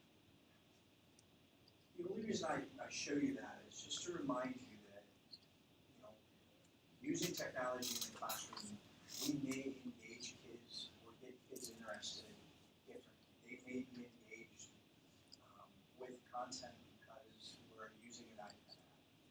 And it might be a little thing to us, but it'll be a big thing to them. It gets them closer to you, get closer to the way they learn. They recognize this is the way they learn, so they're using tools that they're using. And especially when you get to the point where create something, our kids are creating content online, content, videos, and these types of things. So when we think about using technology, just think of this student, this young man, and how we perceive technology differently. It's a generational. So when we talk about the SAMR model, the SAMR model is a way of measuring how we use technology. I'm not going to show you this video for the sake of time, but this video, when I share this presentation to you, you can take a look at this video on the SAMR model. But what I do want to share with you is the video here that talks a little bit about the levels or the journey through the continuum. They do a really good job of doing this through the use of Google and Google tools. Okay? So I'm going to share this video with you. If you can already click on it, go ahead and watch it on your own.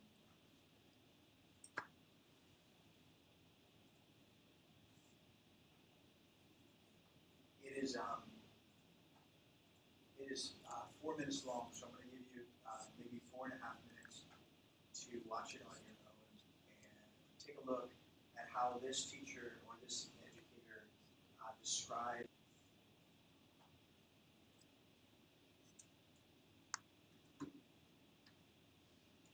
And then volume. Yeah.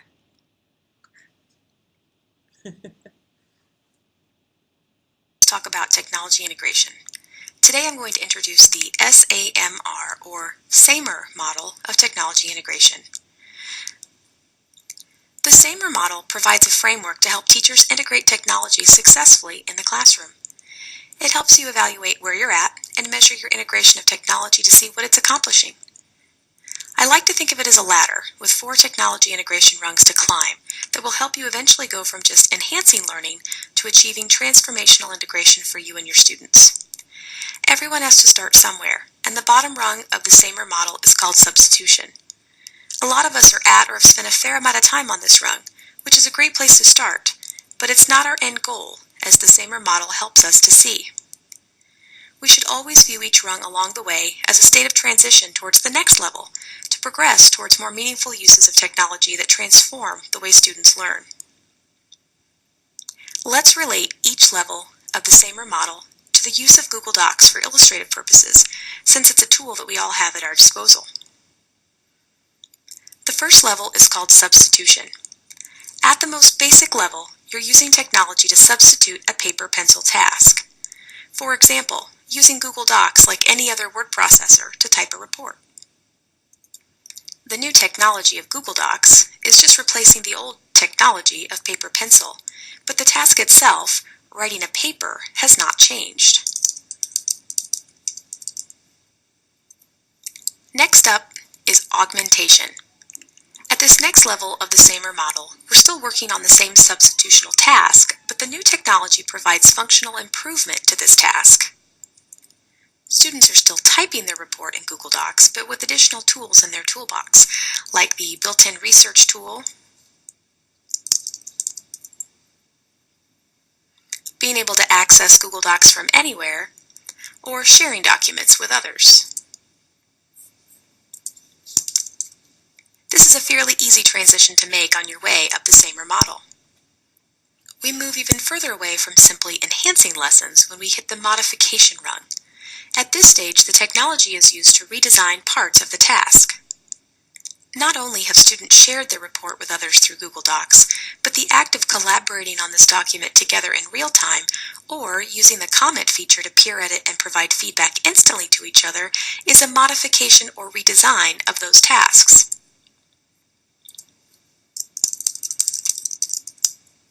And finally, we reach redefinition. At the redefinition level, you've augmented and modified the task, and now the technology gives you the ability to create new, previously inconceivable tasks. In the days before we had access to the whole world at our fingertips, when a student polished their final piece of writing, it was seen by the student, the teacher, and the student's parents when the paper went home. Now technology can provide a global stage for sharing their work with the world. Students can create a portfolio using Google Docs or Google Sites, or a combination of the two, and publish their work to the web for a global audience with a feedback loop. Teaching students how to write for the world is a real-world skill, helping them to think outside of their local experiences to connect with and begin to understand other countries and cultures that are different from their own. As we move up the ladder from substitution to redefinition, we're moving from enhancing to transforming student learning. While it may seem like an overwhelming task and a lot of work to reach the top of the SAMR model ladder, once students are working at a redefining level with technology, they're driving all of the work themselves, taking the pressure off of teachers and allowing teachers to take on more of a facilitator role to support student-driven learning. This not only makes the teacher's life easier, but this shift to more transformational learning is more rich and meaningful for students, helping to keep them fully engaged and motivated to be lifelong learners in a 21st century world and beyond. Trust me, the hard work will pay off.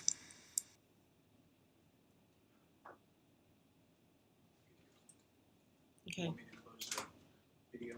I don't know, how do I close it? I mean, I know how to close it, but I don't know. Yeah, if you click, yeah, just click the X for that tab. Okay.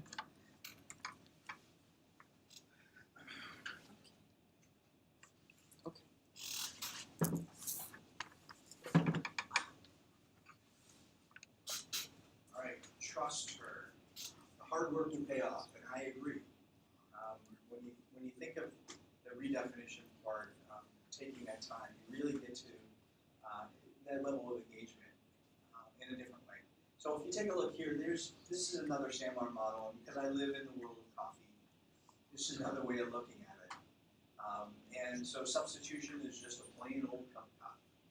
But as we move up the ladder into redefinition, it actually isn't coffee anymore. It's something called pumpkin spice, which I'm not a fan of. You've added so many flavors to it, you've changed it, and so you've enhanced it or you've redefined it. I live in modification. That's my coffee of choice from the macchiato. But this is just another way of thinking about it. As you're adding things to the coffee, you're changing what the coffee is, and so you're changing the way technology is being used in your classroom. I like to think of the SAMR model and compare it side by side to the Bloom's taxonomy. And we've talked a little bit about that before when we were talking about blogging, how when we give our kids creative space, when we give our students the place to write and create on their own, we are at the top of Bloom's. But if you take a look at the SAMR model compared, redefinition is right up there with we're using technology in a transformational way. We are at the top of the Bloom's, or we're getting closer to the for higher level, higher thinking, more problem solving kind of things. Now remember, as I mentioned before, because it's a continuum, because it's a ladder, you're not always at the top of the ladder. So you're moving throughout, just like all our lessons. There are some times where we have to make sure our kids remember and understand the content. So that doesn't mean that there isn't going to be times where we're going to use technology in a substantive way or just in an augmented way. So we're going up and down this continuum. Some examples, and this is from a website I hyperlinked it for you. But you can take a look at some of the classroom tasks we may do. And what this person did was a great way of kind of giving you the demonstration of how, as it progresses through the ladder, what changes. And if we can all look at the very first one, this note taker, you can see that if it's substitution, maybe we're taking notes on a computer or on an iPad. We're typing in the notes just like normal. So we replace the paper and pencil with the computer or the iPad.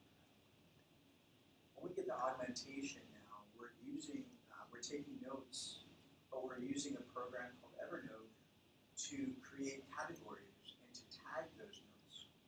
We're making notes that are searchable. So when I take notes for my physics class and we're talking about how light reflects through a prism, I can tag those notes so when I go back to look through my notes, I can find them really quickly. If I was doing that on my notebook, I'd have to leaf through all the pages where that information was. Modification, you start with a program called SlingNote. You can do some different things where now you're pulling in some online resources that support your notes. Maybe you would find a video and you embed a video into your notes that reminds you that when you're talking about, light and refraction, now there's a video that goes into more depth, and that'll help you maybe that'll help you prepare for the test because now you just didn't type notes, but you actually found some resources. And then finally, the last one, redefinition. You're creating notebooks, you're creating notes, and you're actually sharing them with others. A great example of redefinition is something that biology teachers at my school do is that they have students create study guides together where students would be issued a vocabulary word and each student in the class would have to build a Google slide on that vocabulary word. So they'll have to find images that support it, they'll have to find some information that defines that word. And so they work separately on each word, but at the end they have a 25 or 30 slide presentation that they use for their study guide. Instead of the students having to write all the notes, and they're jigsawing and working together and then sharing it out.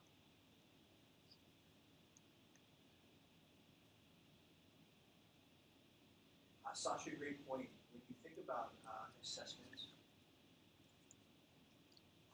it is a big question about when you're building an assessment, where on the Bloom's taxonomy. And I'm working with middle school and elementary teachers right now to try to look at their tests and figure out what level of questioning they've given their kids. And it's been a really great exercise because when we look through it, look at the questions and examine the questions, a lot of them are very low level memorization, just trying to have the kids remember the facts.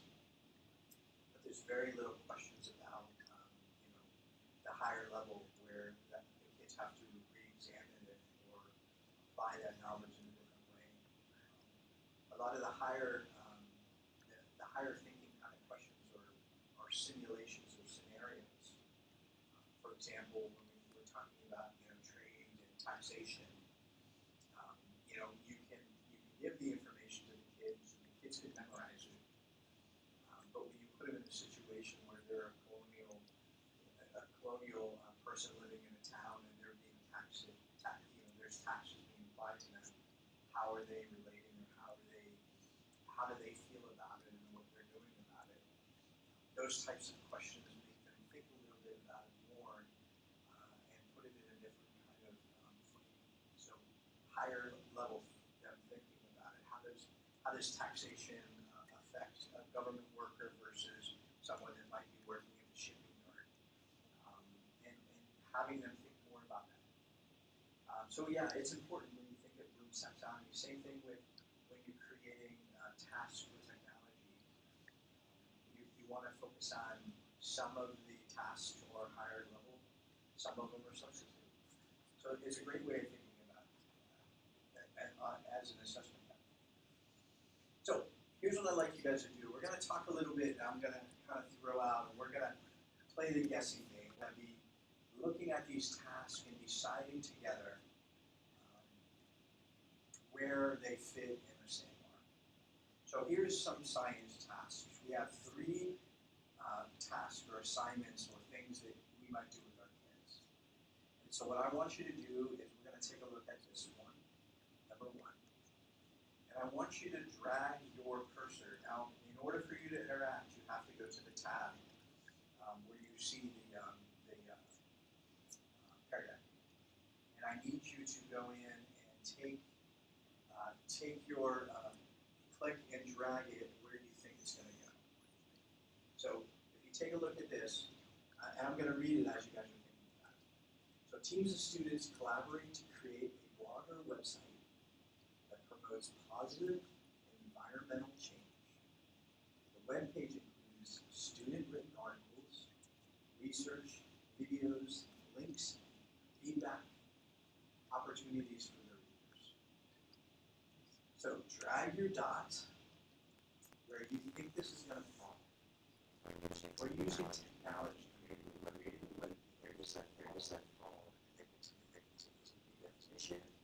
Substitution.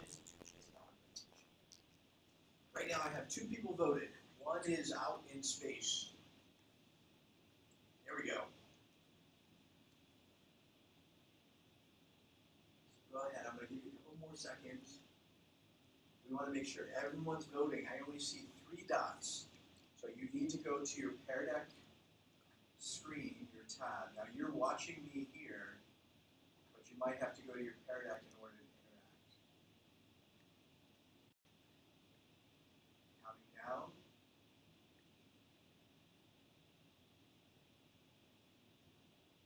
Okay. Now before we talk about this, you'll see, if you're seeing my screen now, we always want to lock the questions before we talk about it. So, redefinition. There's one person that thinks modification. So can one person, whoever picked redefinition, whoever these 2 dots are, can one of you in the chat justify why you think it's redefinition? What key word in this task makes you think that it's the very top of this ladder? Okay? Sasha, create. Jennifer? Okay, so you're the one kind of in between? Okay? Creating a website? Okay, they are creating, so that's at the top. But what makes this redefinition? What key word in there? Collaboration? So if they're working on it together, that's true. That is a higher thing. If you think about it, all the kids might be working on the website at the same time, digitally or virtually. What makes this redefinition is the feedback opportunities. That's the one that kind of brings in the loop. If they're creating a poster and they hang it in their classroom and no one else outside the classroom gets to see it, it's not really redefinition. It's not redefining because you're not creating for a larger audience. And so when I think of redefinition, basically, and if you remember the video we watched, it's that additional publishing to the world, or publishing, and again, it's scary to publish, if you think about second grade, and maybe they're writing something, best grammar and spelling. Do you want the entire world to see that, Mr. Knight's students can't spell? Maybe not, but you can share those blogs with them, and that's still redefinition. It's still giving them information. All right, ready for the next one? So what level of activity is this one?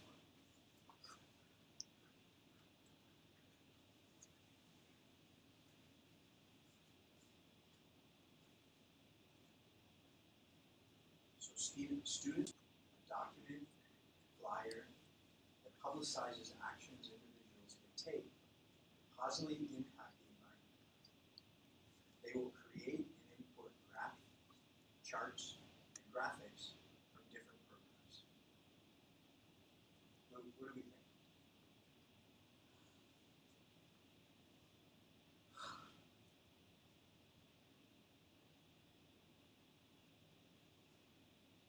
All right, I got 3 people voting, but I see 4 dots. You're not allowed to wiggle back between 2. You have to commit. Take a risk. Oh, okay, that's interesting. We got everyone picking each of them. Good. All right. So, which one does it fall in? Can someone who picked modification, whoever picked modification, can you in the chat justify why you think it's modification?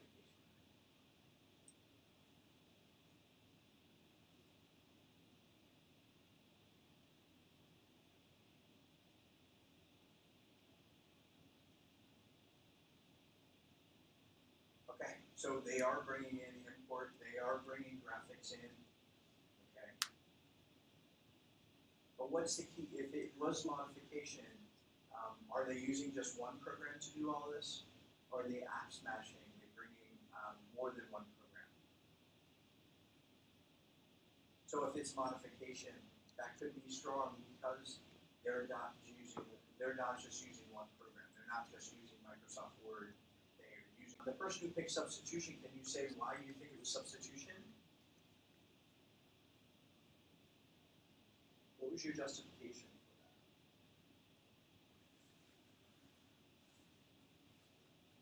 And remember, substitution means technology just to replace the pencil and paper or the poster board and markers.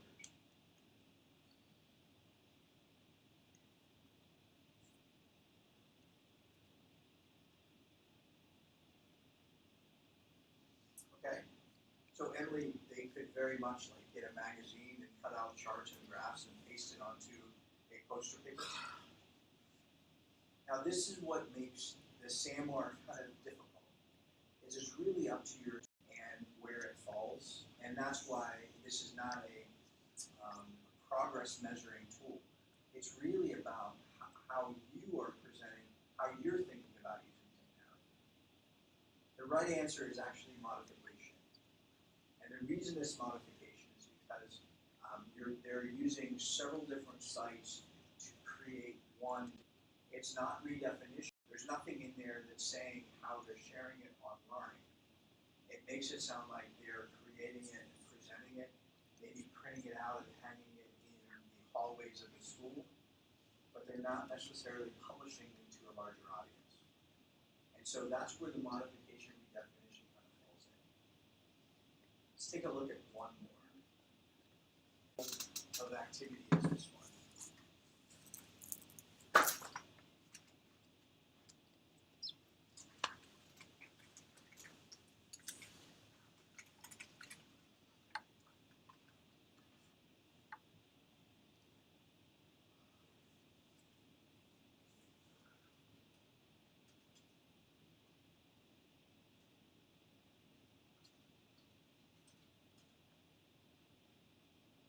I like that. Where do flip lessons fit in the same line?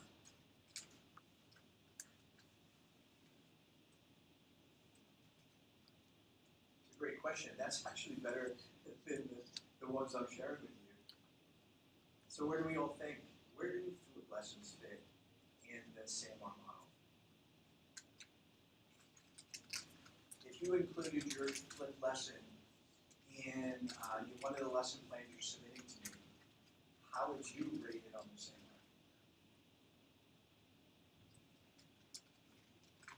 Okay, so it's an enhancement. So Sasha feels it's enhancement, so it would be substitution, augmentation.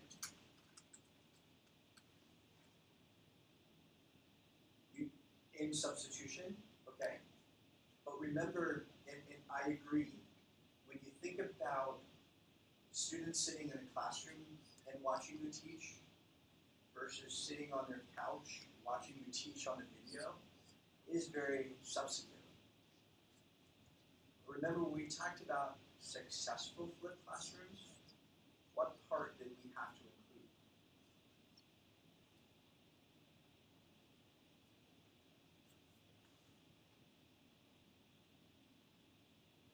Jennifer mentioned feedback and participation. You're right. So even in the classroom, maybe all the students will raise their hand and participate in the conversation. And this goes back to, I think, the conversation Sasha and I had back and forth about involved in discussions or talking in class, how you can ensure every single student is accountable for replying. In a flipped classroom, you're forcing everyone to reply because they're either doing, creating Edpuzzle, they're answering the Edpuzzle quizzes you give them, or they're answering the quiz to test that they watched the video. But what makes, and that interactivity is really what puts it at a higher level. Your flipped classrooms that you create in Edpuzzle, if you're only sharing with your students, then you're right, it's probably just not at the very top of the league, it's probably more of a modification. But what makes Edpuzzle great is that Edpuzzle allows you to share with a larger community. So if you created a video that was supporting maybe the life cycle of a flower or the parts of a flower, if someone searches Edpuzzle, they may find your flipped lesson and might be able to borrow it and use it with their students. And so that makes it a redefining use of technology from a teacher standpoint. You created something and other people are using it. And you're right, you can take that flipped lesson and use it in smaller groups, in stations, or in centers in the classroom. Poplets, that's a good example. You guys are coming up with better ones than me. So what about Poplet? What about mind maps?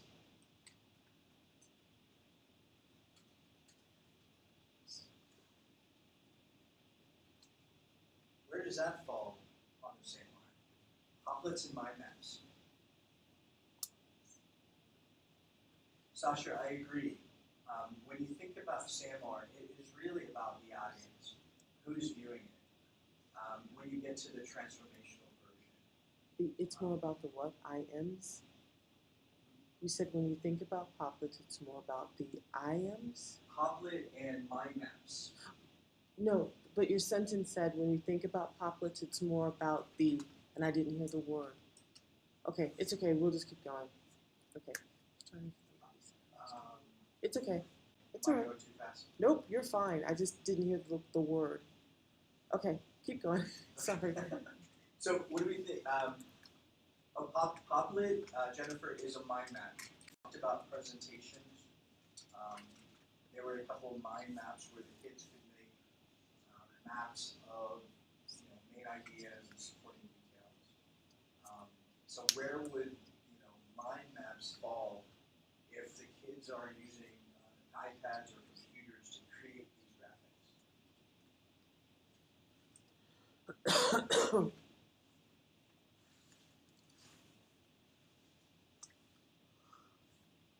Yeah, I agree. I think it's more augmentation. One of the things that if you, and you can think of Padlet as a mind map too, right? Where kids are brainstorming or putting information up there. What makes this augmentation is that when you're creating a mind map, that kids can use images to support vocabulary. And so if they start bringing images in, for example, if they're doing a mind map about thinking, and they bring in a brain, or they bring in people sitting in front of a classroom, those are images that they can quickly bring in that build understanding to whatever that topic is. And remember, some of our learners might struggle with putting down some words or writing, but if they bring those images in, they can show that they understand by using images instead of words. So it can be both. If they're only putting in words, then yeah, I will be honest, when I used to do mind mapping or storyboarding, really, when I wanted kids to plan a story and I wanted them to get the main idea and supporting details, even if I was in the computer lab, I would encourage most of the students to just do it with a piece of paper and pencil. There were some kids that were engaged and motivated by using the computer, so they could. But if you're building a Poplet or mind map, images and websites and videos, then that that does take it to another level. Very good. Okay, you get the idea. So I'm going to jump through this real quick. All right. Now, when we think about SAMR, I'm only throwing this out there. We already talked about Blooms. But when we think about using applications or websites, we can think about something that's called app smashing. And when we say app smash, it's taking several apps to accomplish a task. But if you take a look at this one, here's substitution, which is remembering and understanding. What I like about this is, right, you have the verb words. So these are the things that kids are doing. They're maybe discussing or explaining or listening. And if you look down at the bottom there, you'll see some of the applications that they might use to help remember or understand. And you'll see my friend Moby down there with BrainCon, because that website is really used to help students understand or get the information. But when we go to another level, which is augmentation, now you'll notice in the verbs, you'll see some more creation, where the kids might be outlining, or drawing, or evaluating. And you'll see Poplet is actually one of the apps down there. You'll see Twitter. So as the kids get to the augmentation stage, they start to apply, start thinking about the information and presenting it in a different way. And then modification is the same kind of thing, analyzing and evaluating. And we're starting to create more and more content. And maybe now we're spending more time. If you look at the verbs, we're getting higher level. We're now critiquing, contrasting, comparing. We're justifying our answers, and we're using some of these. Now, a lot of the apps down below you might not recognize, but those are websites that are used to capture or flip kind of the show me and the edgy creations and explain everything, which are in a lot in there. Are apps that allow students to record their voice and record whatever they're doing on the screen. So I've seen a lot of great teachers do that, where students they have a pile of coins and they have to sort them and count them while they're videotaping them, and then they're using their finger to circle or write the numbers. I know that when I taught counting, one of the things you ask the kids to do is, put the numbers above the coins and help them, not just look at the coins as 5 cents or 10 cents, but you'd actually write the number, so then you turn it into a number sentence. You could do that with these applications while the kids are talking about the process. There's nothing more exciting about hearing a kid as they're describing what they're thinking as they're doing, and then they can watch the video again, and maybe watch it with a partner. So those apps allow you to do that. And then of course redefinition. This is when you are at the top level, where you're creating and you're sharing. GarageBand, iMovie are there because the kids are creating videos or creating music and sharing. There you go, metacognition, you got it. It is promoting that. It's promoting different ways of thinking. It's promoting that different way of processing. And that's why when we think about it, and again, there are times when we need to just do the retention and remembering and the rote rehearsal. But if we are focused on having kids do more of the high level and analyzing and thinking in different ways, technology can really support that. Now, this is an image, and I'm going to leave you with these couple images. This is an image that I used to share in class, two sound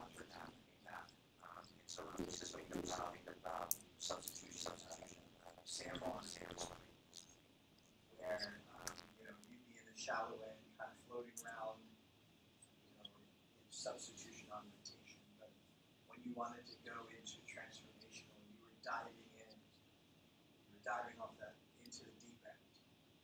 Okay? And when we presented this to folks, there was a lot of feedback, like, are we swimming back and forth?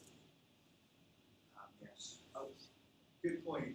Should be a baby pool. You're right. Well, actually, substitution and augmentation, because they're both in the shallow end, 5 years later, we kind of came in with a better model.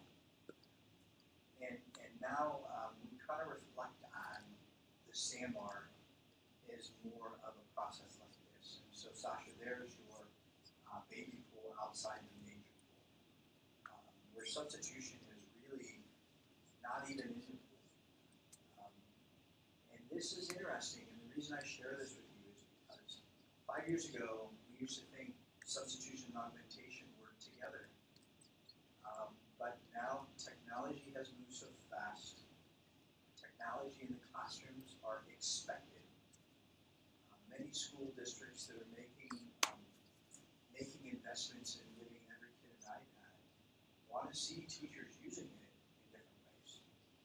And so substitution doesn't even make the swimming pool. And when you get into your classrooms and you start working with your instructional leaders and your principals, there will be this heightened expectation that you're already using technology in more augmented, transformational ways.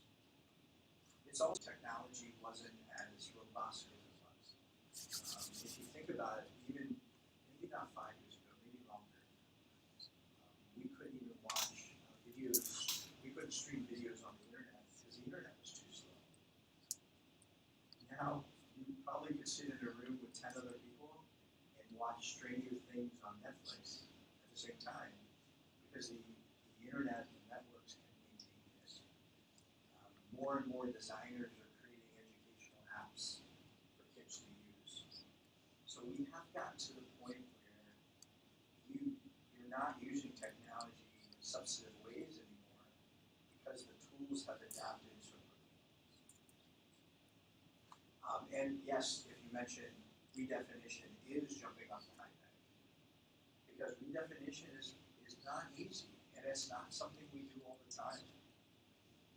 I'm not a swimmer, so going off the diving board wouldn't be something I would do very often.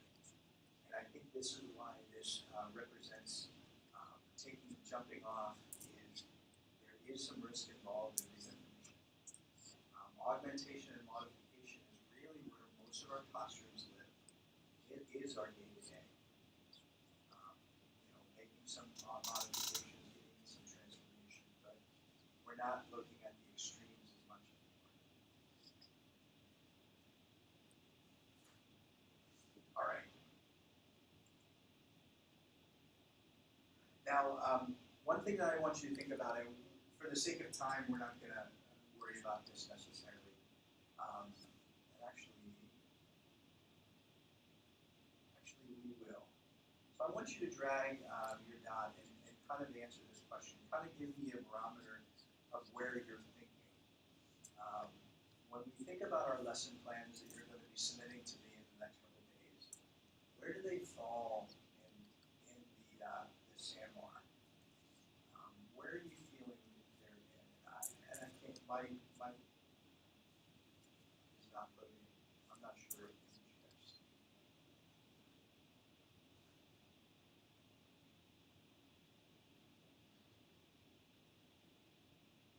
Here we go. Okay. There isn't an image for me. Yeah, you just all have thumbs up. So that means everyone's feeling good. So actually, maybe it's trying to use. Yeah, here we go. Thank you. Maybe let's use the chat.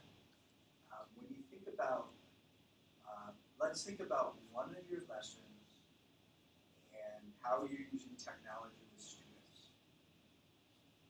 Where does it currently fall on the SAMR? You guys give me just out of your where it is right now. remember, part of your lesson plans when you turn them into me, you have to have a paragraph or a sentence at the bottom, at the end of your lesson, telling me student technology is at augmentation, or substitution, or redefinition. Okay, good, okay.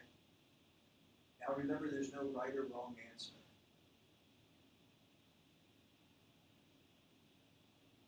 And that's okay. Remember, kids don't necessarily have to create, but if they're using those tools in different ways to, and the Edpuzzle part is really, important.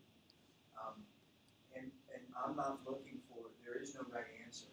I think if you find yourself every time you use technology, you're using it at the same level, it's always just augmentation, then that could be one of the goals that you want to do to improve your technology use. Also, you'll probably have to do that anyway, because you'll see that your kids are less and less motivated to use it if you're using it for the same reasons every time. Yeah, absolutely. Brain Pop is modification, especially if they're taking advantage of all the other all the tools that go along with that video. If they're taking the quiz, if they're interacting in the games that they share there. All right, very good. So the last slide on Pear Deck I wanted to share with you, and you don't have to do this unless you want to, it's completely optional. But there is a great self-assessment website that kind of walks you through assessing your activities to see where they fall. And it's not, even though it's a Google form that you're filling out, no one's using this data against you, it's all anonymous. But it's kind of a creative way of putting in what you're doing and seeing where that falls. Because it really is, until you get to the point where you're interpreting your own and you feel comfortable where, making the determination of substantive or augmentation, sometimes you might be some anonymous type. And this also, I gave you a hyperlink to lesson ideas. The lesson ideas are if you want to focus on, if you want to try to do something transformational, it'll give you activities based on the level of SAMR. And so you can say, math, redefinition, and it'll give you a couple examples of things you can do with your kids in class that will be automatically at that level. So just some fun resources for you to go ahead and use on your own. Okay?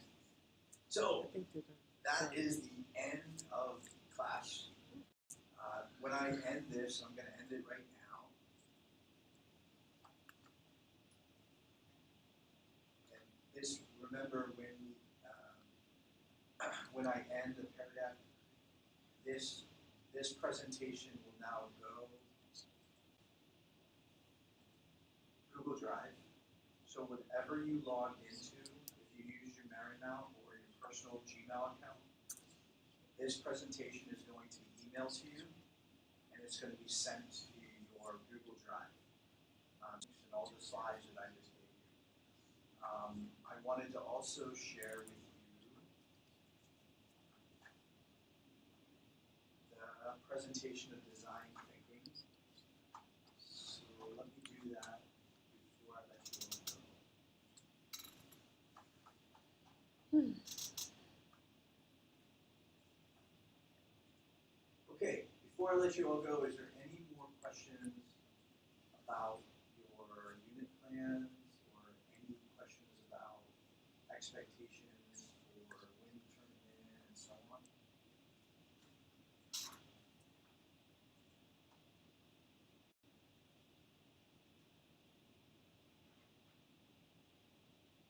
Jennifer, I'm going to be providing you feedback. I'm pretty sure, I thought I gave you some feedback. I'll definitely take a look again and give you some information. I apologize if I haven't yet. Please, one of the things, the hope was that some of the activities that we did together would be things that you worked into your lesson plan. story process. If you think that you'd like to take that on for your lesson plans, then you could have your students build their own visual story. And so as you're kind of writing your lesson, you would show me the steps you would follow for kids to create a video similar to what you guys, what you did for me. You know, the writing process, the planning, the creating the Google slide, and the same with the flipped classroom. If you already have your flipped classroom and you created it based on your lesson, then yes, that could be, you can use that as part of your lesson to say, you know, this is what the students did for homework, and now this is what they're going to do when they come into my classroom. So yeah, the hope is that everything that you created in class is something that you can use as an artifact or a part of your lesson. When you're, if you're creating new stuff, like if you say that you're using Kahoot to test kids, you don't necessarily have to create the Kahoot for them. But if you're saying you're going to be using Edpuzzle with kids, then you might as well use the flipped classroom that uses Edpuzzle with it. Does that help?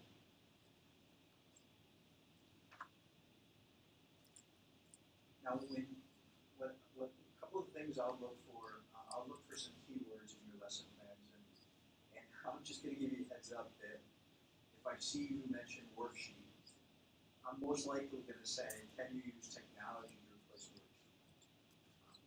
What I really want you to do is stretch your thinking for your 2 lesson plans, where you're finding ways to use technology even in a substantive way. Even if you're just replacing that worksheet with an iPad app, that's still a step forward. And because it's a technology class, I want you to know technology is working in the classroom.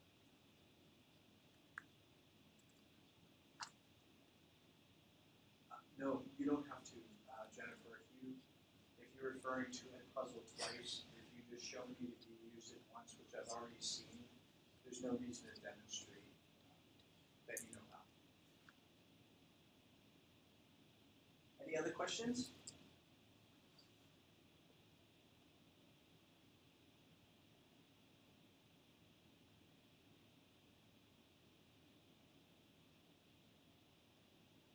I hear crickets. Okay. That's good.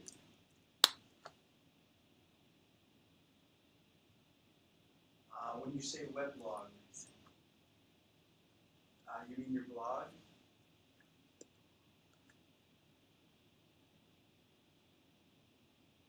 Oh, no, I'll be very honest with you. You have ability on when you kind of create stuff. The hope was that the coding would be done by tonight because you had the week to accomplish it. But if you need more time, that's fine. What I don't want to happen is you get to Friday and Thursday and Friday of next week, and you have to do everything. But if you still need to, do your coding activity and share, that's okay. You have some time. Your blog, your Google site, and your lesson plans are due by August 2nd. So if you need more time to do any of those activities and post on your blog, you have some more time. I think your unit plan is amazing. I think those of you who shared your activities and your thought process, what I'm going to be doing in the next couple of days is going in and looking and giving you direct feedback on certain parts. But I'll be honest, if you make sure that you look at the rubric and make sure that every part of the rubric is represented, then you're gonna be great. You're gonna give me everything you need.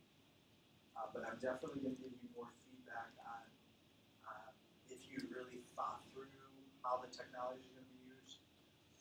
In the past, I would have a lot of people say, I'm gonna have the kids blog. As you can can imagine, my reply is how and where, how often, and what are the rubrics. How are you going to measure if it's a successful blog? So I'll be giving you that feedback in the next few days.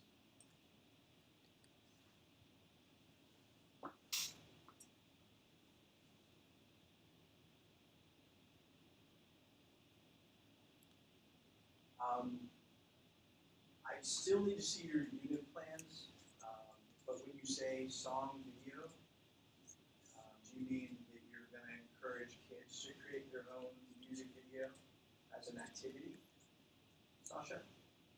Because that's great. That would be very fun. Depending on what you have, if you have a laptop or an iPad, it's so easy for kids to record video. And having kids write a song and sing a song that has, it's a great activity. And it might motivate kids to do a little bit more research or be a little more creative, if that's what you meant. Okay, well, I'm going to say, yeah, kids to do their own. Remember, one of my favorite activities was having kids create an assessment or a task that their classmates will accomplish. So having them create a song that all the kids in the class would have to sing or use to learn, great idea. So what I'm going to do is, class is over, that's everything I have. I'll stay online for a couple more minutes to give you some information via the chat. So if you have any more clarification, you have any questions, please put them in the chat. But for the most part, I appreciate you guys hanging out till 8:30 on Friday. Enjoy your weekend. Please keep me in. Share your lesson plans when you can. For those of you who already have shared them, I'm going to be giving you feedback in the next couple of days. And I will definitely, before August 2nd, if you've submitted something to me, I'm going to make sure you have a good idea of how I'm going to grade it before the weekend. My goal is to have all your grades in Canvas, submit them to Marionette, because I want you to have the opportunity to see what your grade is before I enter it officially. Okay? So keep an eye on Canvas and your grade book, and you'll see your final grades in there. But have a great night. Thank you so much for class tonight.